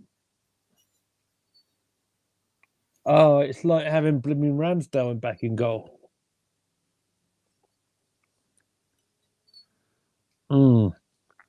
Here's the thing, Sam. What do I do here, mate? We're 4-0 down. What the flipping hell do I do here? I don't think I've got the words to describe it anymore, Lee, to be honest. Yeah, an absolute show, says Nick Knack, and all over now. Yeah, that's an absolute howler, isn't it? He's onside as well, by the way. Yeah, just in case you need any clarification. What an absolute howler. Oh, good. At least we can go in this break, being really confident. I do think this is that. As much as it is, I do think this is our season in one game, and this is because you can't tell me this side's going to go and do anything in the Champions League. I know it's. I know you never know, but there's no way because we haven't got access to a striker between now and the Champions League finishing. So it's the same team. We're only missing Saka and Ben White and a couple of others. Tomiyasu. That's about it, isn't it? Yeah, they're not the difference between you winning and not winning the Champions League. Yes, they're vital to our team, but you're not all three of them in suddenly going to start beating Real Madrid. Nick Knack, this comment, almost Southampton-esque, that. Yeah, doesn't it just feel like that? I did that game with Bertie. And yeah, it felt just like that. And again, Nick Knack saying that we're not playing anywhere near the energy that Bournemouth did. And, of course, Bournemouth beat this 4-1 at St James's. They've lost the last two, haven't they, at home? Mm-hmm. Lost to Fulham on Saturday. But you wouldn't know it. No. I suppose they're different. They're different games, though, aren't they? They don't go into that game already 2-0 up. And then they're not gifted a goal like we've just gifted them as well. So let me just bring in Dom, who's coming in. Hold on. At the stage, there you are, Dom. Hello, mate. Hello, mate. It's not gone well, has it? It's not really the ideal scenario that I was looking for. Really, to be honest. Rare mistake from Raya, that. Are you sure that's Raya or is that Ramsdale? I'm not sure. Yeah, I don't even know what to say, Dom. I don't even know if I want to carry on streaming, to be honest. Can't say. Yeah, I won't lie. I was like, we got back real late last night. Didn't get to bed until like 1 a.m. I said to my wife, I said, well, that's game. That is. She said, we might as well go to bed and catch up on some sleep. I was like, yeah, probably sensible. That I very rarely walk out on an Arsenal game, but this is worthy of it. Yeah, hugely disappointing performance. You just wonder what happens if Odegaard scores that though in the first half. Indeed, he did hit the post, but I mean, we're a long way from it right now, Dom, aren't we, mate? Yeah. I mean, and I think the bigger woe from tonight is the injury to Martinelli, which was about predictable as anything. I understood all the reasons, right, that that we didn't do business in January. Like, I get you only want the right player. I've always said that money was tight, and I think that was proven out everything. But the reality is, I got why we didn't get a number 9 right. But the reality is, we had to bring someone in, even if that was Matthias Tell for 10 million on loan. Right, he's not the player we want, but it's a risk-free option. It's why I've never had a problem with Sterling. He's obviously not worked, but I had never had a problem with the Sterling deal. It was a very low-risk deal, but we needed a body in, and we didn't do it. I wouldn't have wanted a permanent signing like Rashford. If you said it's Rashford or no one, I'd have probably. Rashford or permanent or no one, I'd have probably risked no one, right? And I'm not. It's not because Rashford's a terrible. Rashy looks in a terrible state right now. To be fair, yeah. And look, he's somewhere between where he is this season and where he was a couple of years ago. Is probably his level, but right. I still think there were options out there that we could have got, which is why I think it's so disappointing we didn't do business. But and that's already changed the score, have I? But it's hurting us already, right? For a minute. Yeah, I do think it's probably because we didn't have that option of the loan. I would have hoped if we'd have had the option to bring in another loan, we'd have done that. But I think it's the fact that we didn't. And yes, if we'd had a squad that was a little bit bigger, we could have gone, oh, well, we might cut one of Sterling or Neto to get somebody in. But currently, we couldn't do that anyway. So we didn't even have that option because we can't leave ourselves even more short than we already are. So I don't know. I kind of spoke about that on the video I put out yesterday. With the fact that they might have thought about cutting. If it wasn't for Neto's with Raya's injury that he ruled him out of the Champions League tie, would they have thought about taking him away? Though obviously wouldn't have taken Sterling out because it's an attacking option. Yeah, 1 in, 1 out. I think the issue for me really was, I think if you take the goalkeeper situation, Neto was obviously brought in on loan because we spent too long trying to get Garcia. That's where I think there has to be some fault there on the manager there, because that was clearly a player he wanted and wasn't going to give up early on. And that obviously allows you to do that. But the thing for me was that you did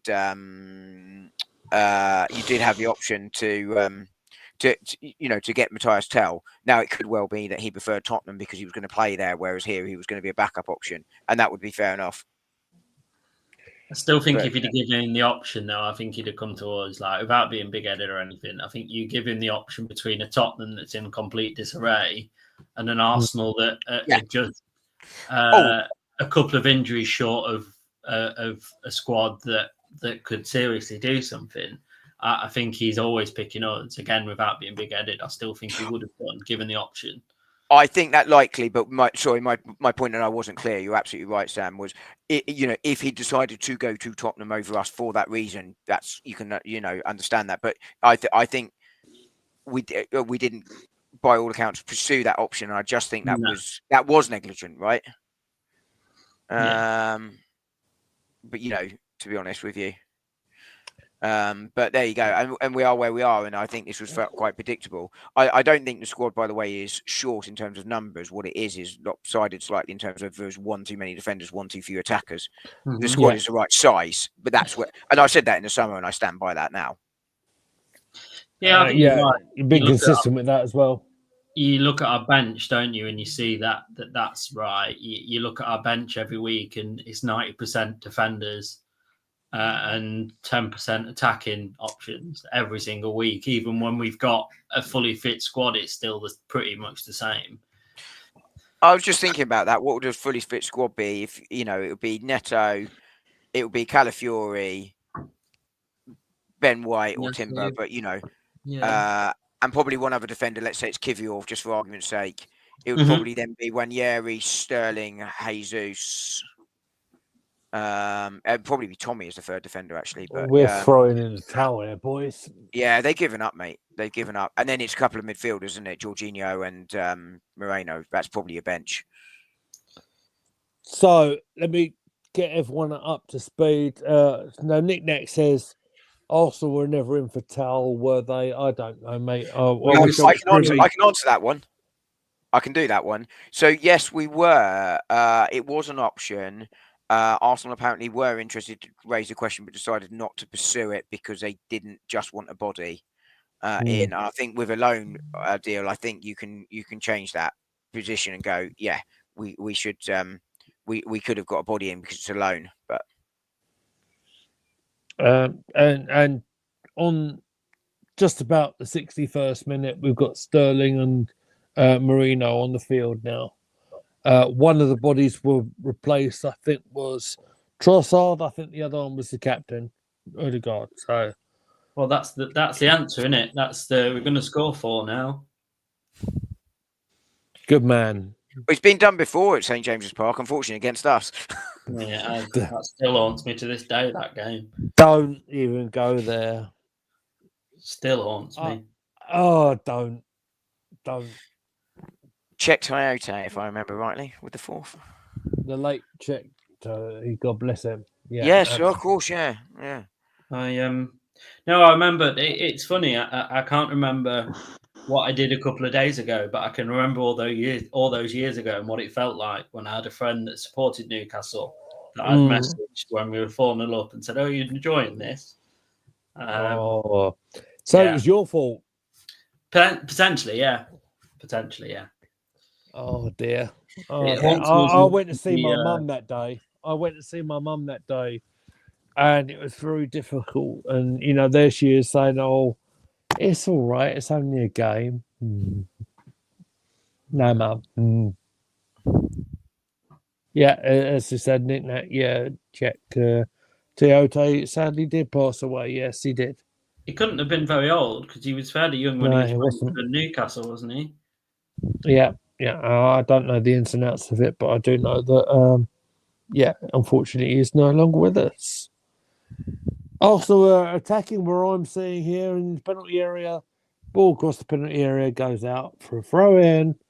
That's you can plead as much as you want, Ethan. That's not going anywhere, mate. Ethan Nawari here with the cross going at the penalty area. I think he's trying to claim that he came up for Newcastle boot, but he didn't. Yeah, it's game over, isn't it, boys? I mean, unfortunately. Nick Nat, can you explain why you just put 30 in the chat for me? Because he was 30 when he passed away. Yeah. Oh, for 30, right, okay, yeah, I understand.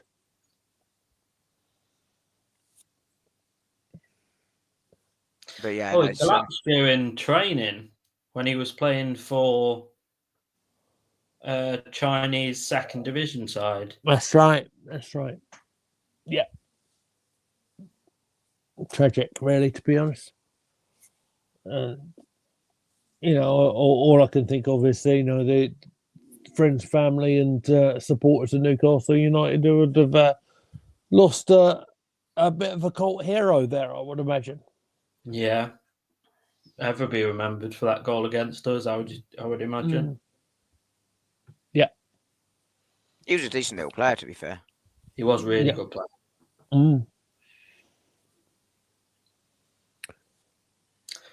I guess what happens from here then? What happens for the this is going to dent our confidence in it for the rest of the season. I don't really know what happens from here, to be honest. All I can think is that they'll go to Dubai and they'll have their little bit of hot weather training, and all they can do is just recoup a little bit, and they'll come back again for the Premier League. That's all I can think.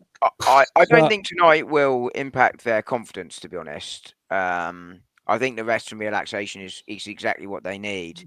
I think the concern, as I say, is Martinelli, right? Probably out for at least 4 or 6 weeks.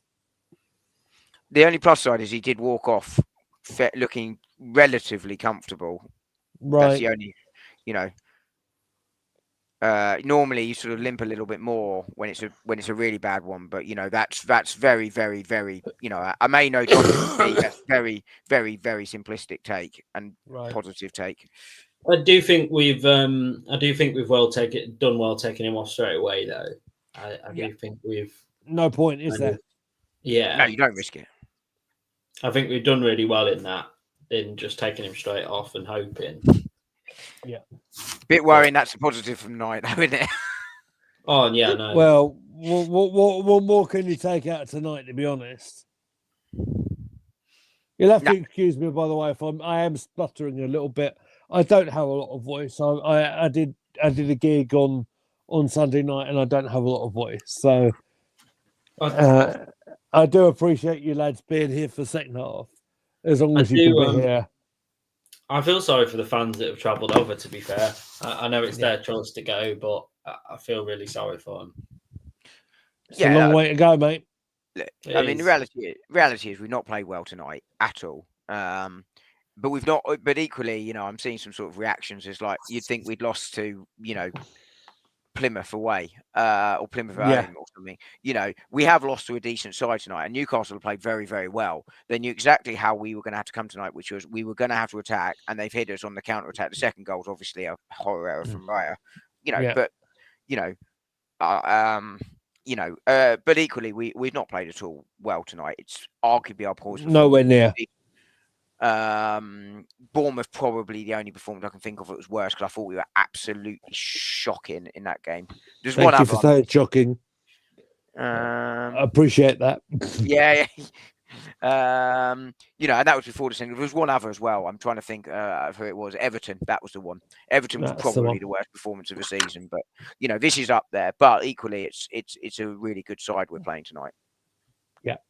Agree with that. But I mean, Arteta out trending, by the way, on Twitter, and I do find it is. I do find that a bit daft. But grow up. Is what in I all say to seriousness, though, I really do hope they go on to win it now. Newcastle, I really do. Oh, I'm supporting Liverpool tomorrow, by the way. I'm a big Liverpool fan, always have been. I think after beating us like this and how convincingly they've done it, they deserve to go and win it. And they haven't won a trophy in years of Newcastle. To be honest, at this point, as long as Tottenham don't win it, I really don't care who wins. Yeah. Yeah, I'm going to really have to block Posh Bertie on my Twitter account, aren't I? Are you seeing everything that I'm saying, lads? No, I'll have a look in a sec. Oh, dear God. The meltdown. I knew, to be honest, I knew as soon as we went, mate. We love you. I knew as soon as we went 1-0 down, this is going to be some ludicrous tweets tonight. I mean, I'm half tempted to pick up my guitar and start singing, to be honest. I think it would be better than. I'm not watching it. I haven't been watching it since the second half, but well, I did. I turned it on for Raya to kick the ball out, and then I turned it back off again. Today's gonna be the day that they're gonna throw it back to you. No, I won't. I think we all wish we were in an oasis right now. I said maybe. I think I'd rather be anywhere else, to be honest. The way I'm watching this. No, watching the football. No, watching the football, not you. Oh dear. I mean, this is going to be a hell of a recovery in 20 minutes. I'll tell you that much. Yeah, I mean, game's over, there's no question, right? But I think Moreno hat trick incoming. If we score 4, I will streak round my street with nothing on. And that'll be available on onlyfans.com/Sam Wilson. Stupider bets have been made and lost, Sam. Just saying. To be honest, if it happens, I'll happily do it. Eyebrows for this, really? But yeah, it's got. I think the look, it's going to be an understandable backlash, right, against the owners and the manager, and I understand that because we're all desperate for a trophy. I want one, you want one, everyone wants one. The overreaction is going to be beyond irritating because it's going to be over the top.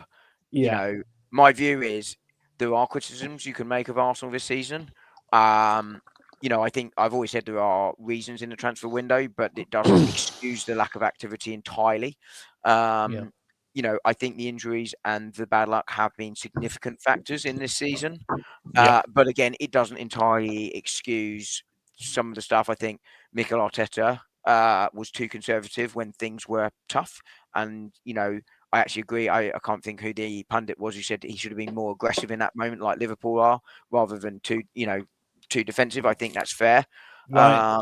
But equally, you know, this is a manager that's never been in this position before. And I also think, and you know, it's not often that Gary Neville gets praised in relation to Arsenal, but I thought he raised a really good point, which is you've got a manager in Mikel Arteta that is genuinely coping with the situation this season and the unfortunate things he's had to deal with this season better than, you know, the world's best manager in Pep Guardiola, and better than other managers are coping, like, you know, Ange at Tottenham, although you'd expect Tottenham to cope worse than us with injuries given their squad compared to ours. But, you know, they are still significantly underperforming. Have we underperformed? Of course, yes. But I think context is important, and I provided context in the summer transfer window.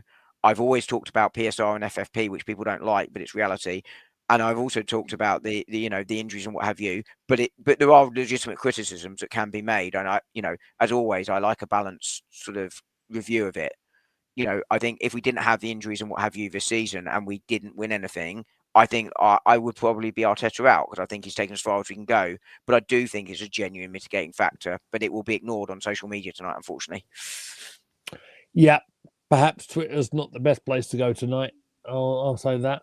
I'm checking it. Well, I've just checked Posh's Twitter, and that's enough for me. That's coming off.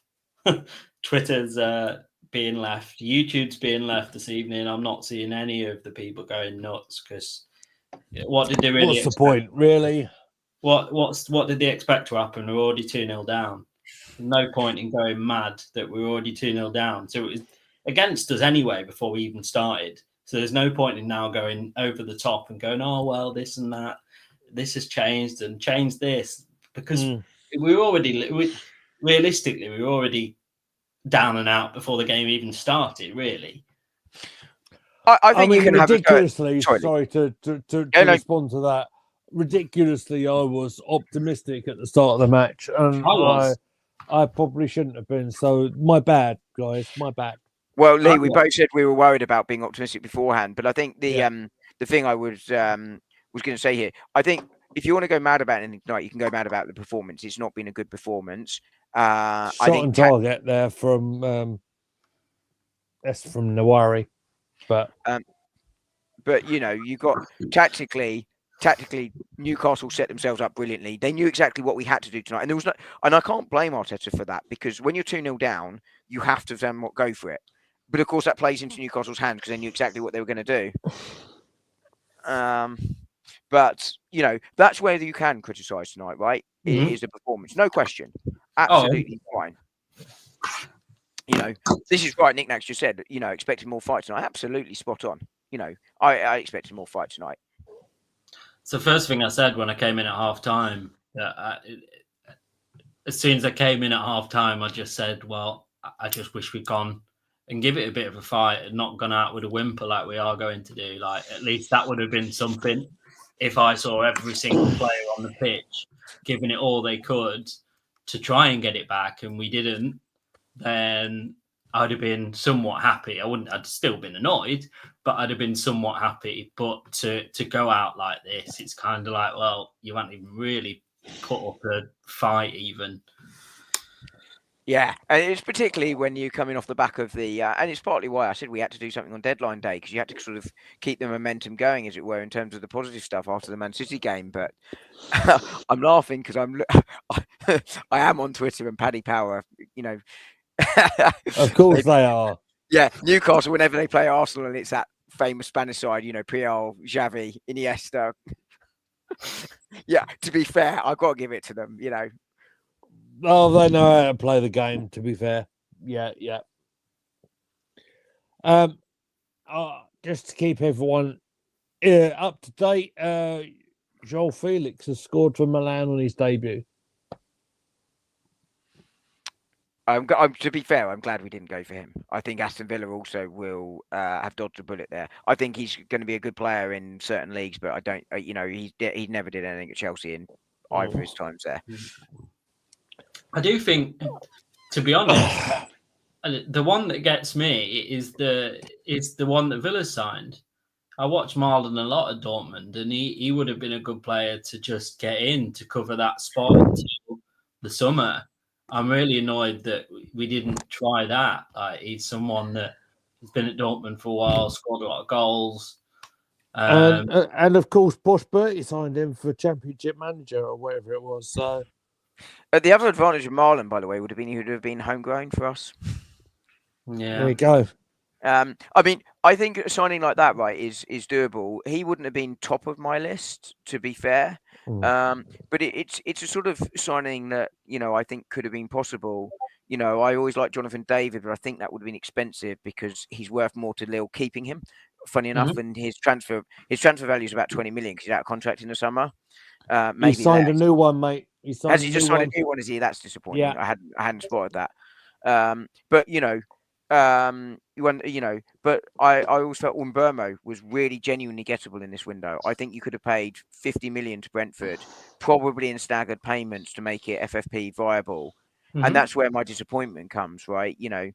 I still do believe in this manager, and I know people don't, and I still believe in that the club is going in the right direction, generally speaking. But that is where, and I talked earlier about balance. That's where the criticism is genuine, because it was never going to be Isak or Gyökeres or something like that. But I just felt a player like that was gettable. For all we know, they don't like Mbeumo, right? I like Mbeumo. Doesn't mean Arteta does, but or Arsenal do. But I genuinely think there was one there, and you were right, Sam, to mention Marlon. As one of those players. It's like a stopgap, isn't it, between now and the summer? Like he knows probably full well that we're still going to be after a marquee striker that will be our number one. But until then, he's got all this time to prove, actually, do you know what? I can go up against him. Well, it's not only that, is it? It's if you sign a Marlon or a Mbeumo, they can both play number 9 if required, but they can play on the wing too, and they will probably both know that they are the squad player. But there are minutes in their legs, because actually, do you know what? We might be, we're probably not going to play at number 9 because Havertz and whoever will be the number 9, but I can play on the right and I can play on the left, so I can back up either side. And that's where you get your minutes. And you've got this time now between January and the end of the season again to prove yourself. So it doesn't. If Villa can get again, no disrespect to Villa, but if Villa can get that deal done to sign a Marlon and a couple of others like they have done, why couldn't we have done that same thing? Can I just get everyone up to date what's going on in the match? I think Timber's just hobbled off. It doesn't look good for him. Calafori's on. Jorginho's on. Partey's off as well. So we're on 78 minutes. I'm hoping that Timber is just cramp or something. I've always been worried about him. I always talk a lot about the fact that Partey had to, we'll have to play some of these games at right back. We don't want to see it, but with White and Tomiyasu out, because you can't overplay Timber, and that's always been my fear, that an injury to Timber was coming if he played too many minutes. I'm hoping that's just cramp. Stop being delusional. No offense. You keep on putting comments like that on my channel, AFC Always, you might find yourself not on my channel. Yeah, well, go on, Sam. I think I'm going to go back to, again, this is what I've said all along. If we get to the end of the season now, which is very, very likely without winning anything, then I'll start to have the doubts in my head. I'm not saying that I will then go, right, that's it, we're finished now. Like he's done, his time's gone. But I will start to ask myself, right, is this the right person to get us to where we want to be? Just because, and I think there's two sides of this, though. I think he's been a little bit unfortunate that he's clearly gone to the club and said, right, look, I want a striker or I want this player in January. And for whatever reason, whether that's, again, we don't know what the reason is behind us not getting a player. But yeah, if you're gonna give him a new contract, you've got to give him all the backing that you possibly can. So I guess that question falls again. If we get to the summer and we still don't have a striker at the end of that, then you start to think, well, is the club giving him the proper backing? And I don't know. It's one of those ones, isn't it? It's one of those ones that you could spend hours talking about and not get to any conclusion, really. I mean, my conclusion really simply, and I said it earlier, would be if we didn't have the injuries we had this season, and people can call it excuses if they like, but unfortunately it's a reality. And I go back to Liverpool a couple of years ago where they fell off a cliff when they had the injuries we had. Look at City this season. Teams do that. It is a genuine part. It's not an excuse. It is difficult when you get that level.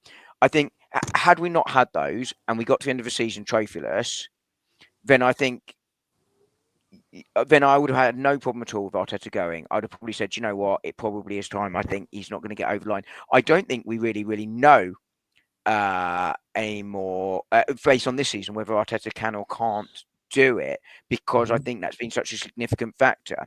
So I think it's almost like going back to where I would have been next year at the start of this year, which is he has to deliver something because that's where he's at. He will have had the time he asked for. He's had the backing he's asked for.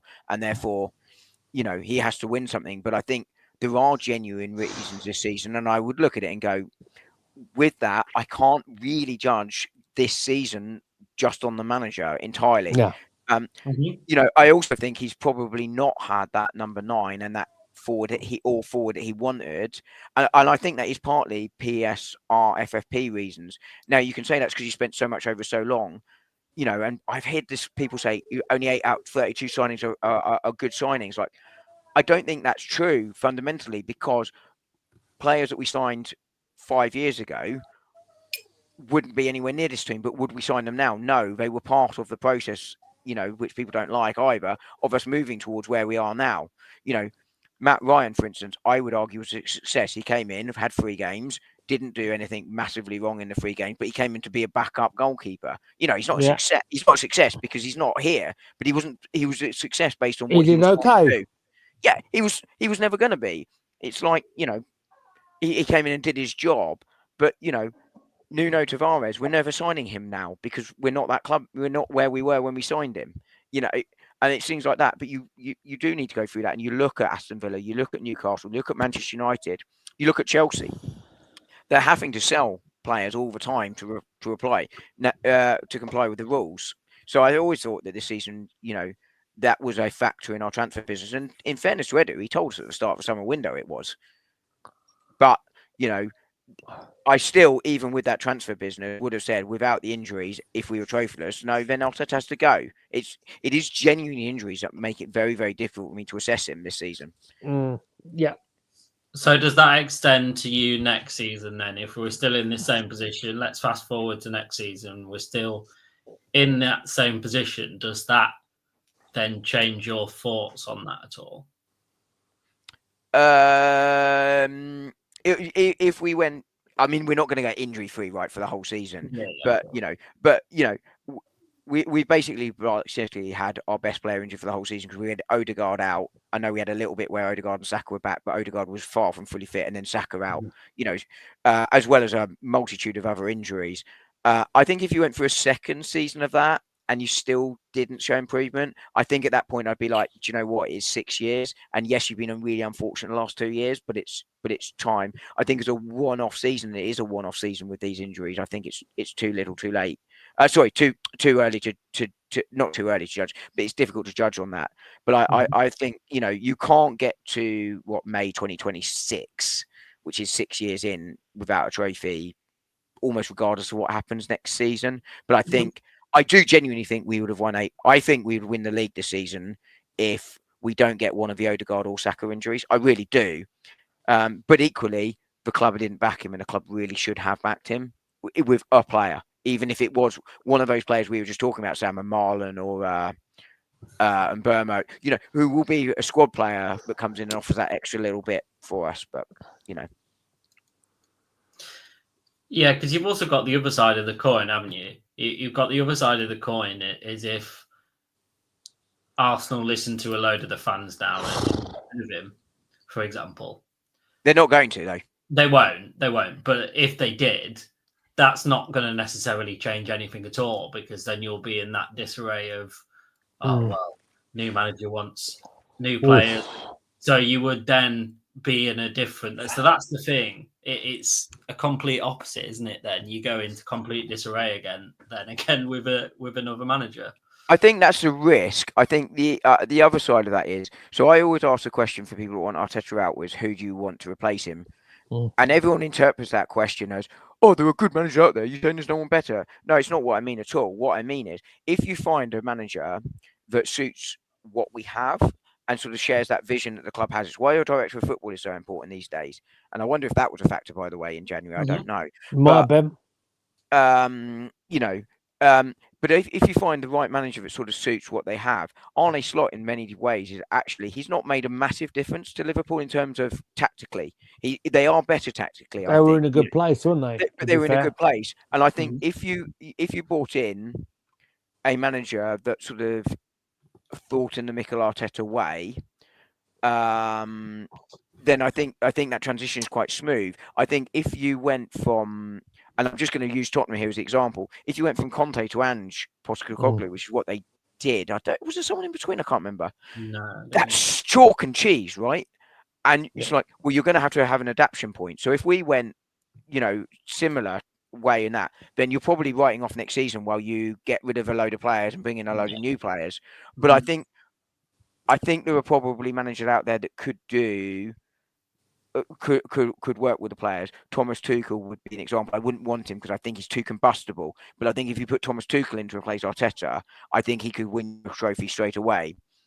But if you put Jose Mourinho might be a bad choice because we're actually quite a defensive team. But if you got the wrong manager, you're changing quite significantly. So I think you could find the right manager, but I just genuinely believe that this manager can win. And I know people will say, well, that's ridiculous. He hasn't won for X number of time.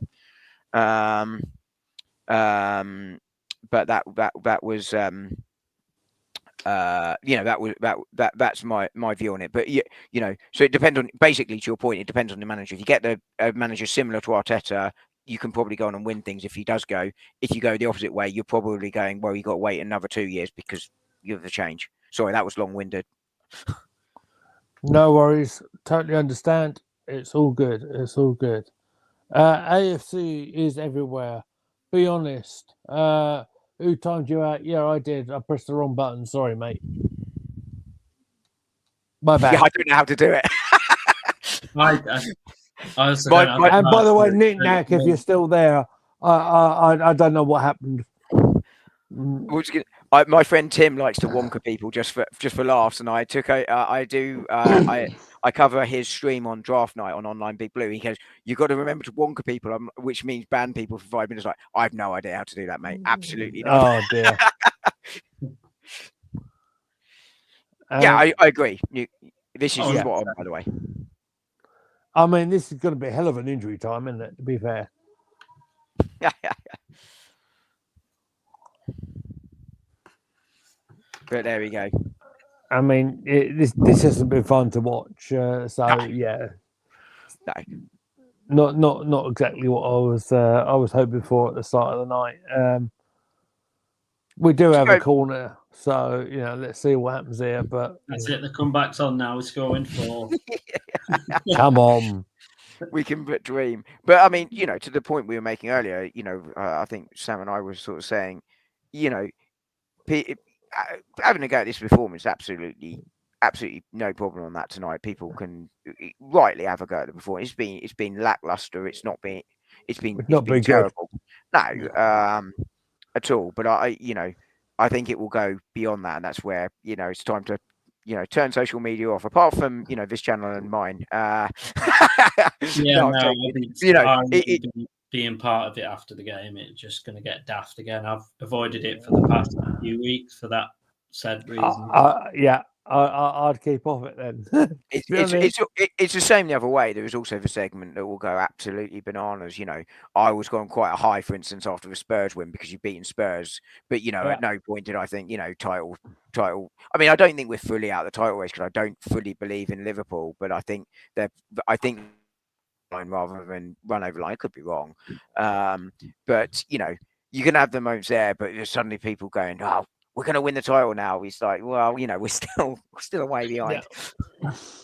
I think the best we can hope for really now is to carry on and finish second in the league and give a good showing ourselves in the Champions League, because I don't think we can do anything more than that. I'm not going to go mad and go, oh yeah, we can go and win that. I don't think we can. So that's the best we can hope for, I think, is second place and to give ourselves a good showing in the Champions League. Yeah. I think that's right, but I mean, there's no question that becomes a very disappointing season. But as I say, I think there are genuine mitigations as well. Yeah, I agree with that. Like I said, we've got a chance for an Arsenal trophy still, if the women's carry on like they're doing in the FA Cup and we've got a chance. Thank you, Sam. Thank you for taking us from the doldrums to that. AFC always saying more salt bait for Arteta in Dubai. This club's a joke. We should be playing the next round of the FA Cup, but we're not. We shouldn't be, because we got beat well by United because we couldn't score. It shouldn't be at all. Apparently, it's all doom and gloom because we ain't finishing second either. So no, I think we'll finish second.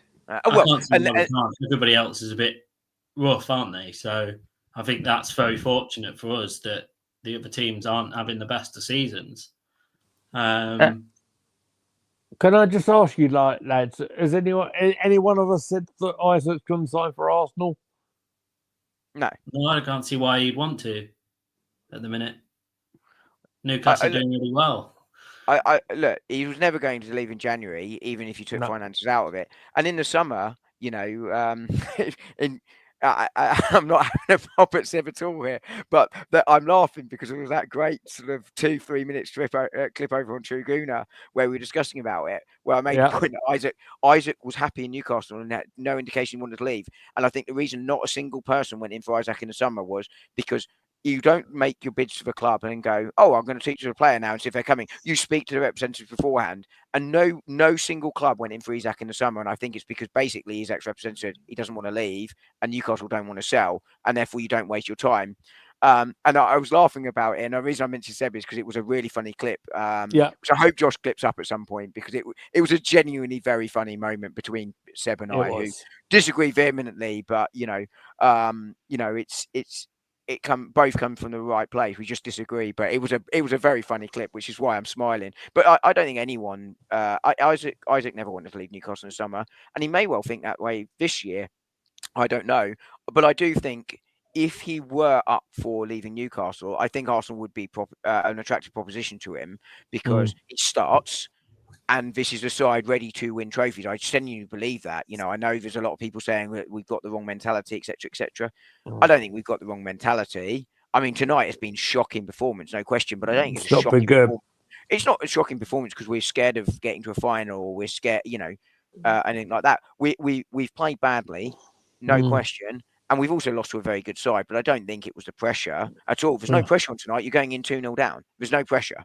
Yeah, I do think it maybe potentially changes if Newcastle were to go and win this cup. Would that sway him in thinking, right, I've won something with Newcastle now, maybe I should move on? That's the only thing that I could potentially think he would say, well, maybe it's... But again, that's just me guessing. But again, I could be completely wrong. But that's how he could think. He could think, well, I've won a cup with Newcastle now. Where's the next step in my career? You just never know how how players are going to react, do you? You know, everyone's different. You know, it's why money doesn't always talk. There are so many different things that go through. You know, you hear ex-players talk about, I could have signed for this side and it would have been double the money, but my family was settled in where I lived and therefore I didn't want to move. Or, you know, there's so many factors. So it could well be that. Get the train, mate. What's wrong? I mean, that was the funny part of that clip, right? It was. Let me just say hello to Plasma. I think that's a new name in our chat. So Plasma, 42-inch Plasma.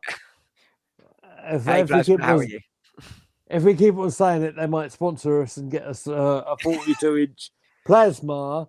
I do really like the picture they've got though. It's like a custom badge, isn't it, with a name underneath? It looks really cool. Yeah, Plasma is often in Josh's chat, True Gooner. So hey, Plasma, very nice of you to drop by tonight.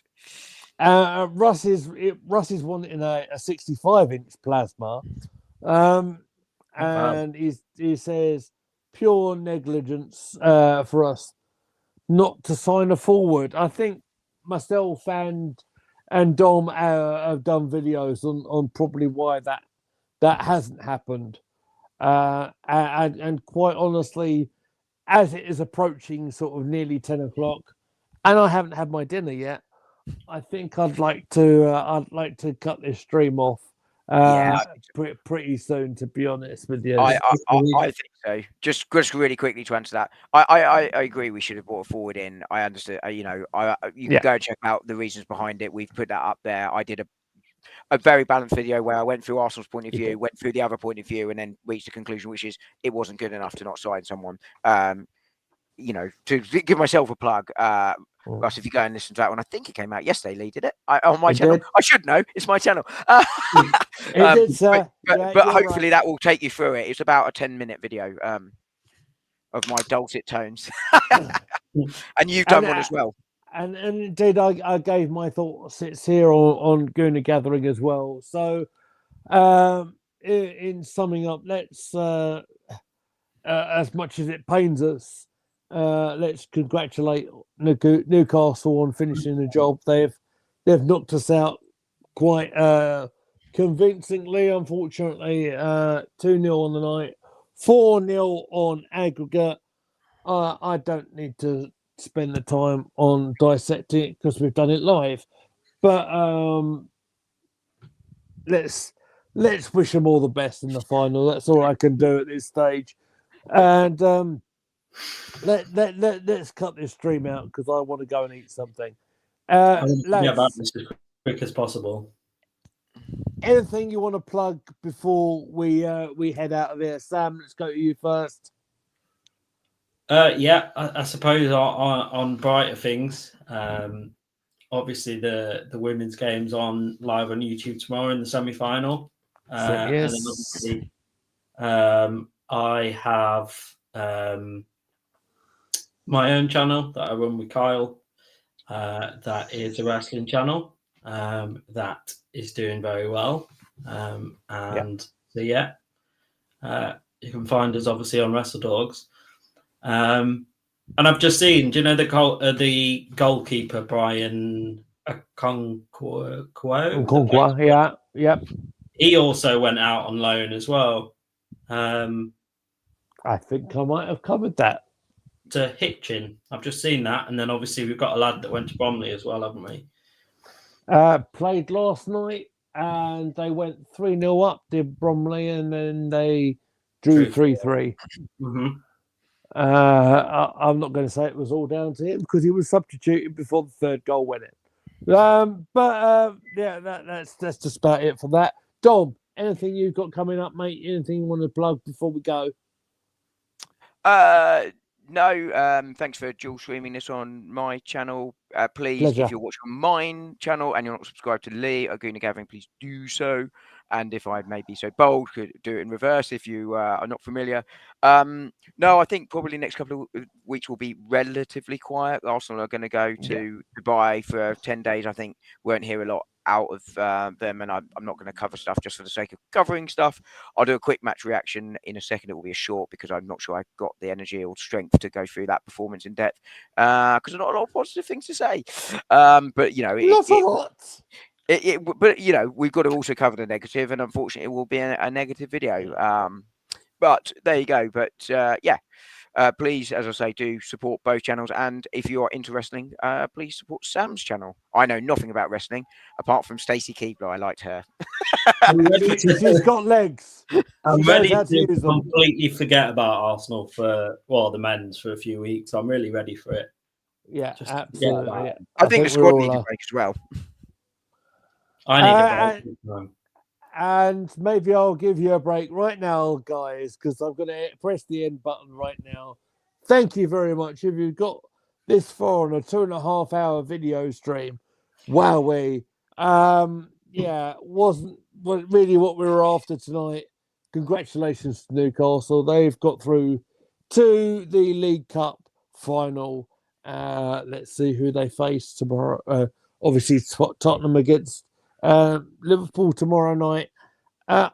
We're going to get out of here, guys. Have a good evening. Enjoy the rest of your night. And yeah, we'll speak to you soon. Cheers.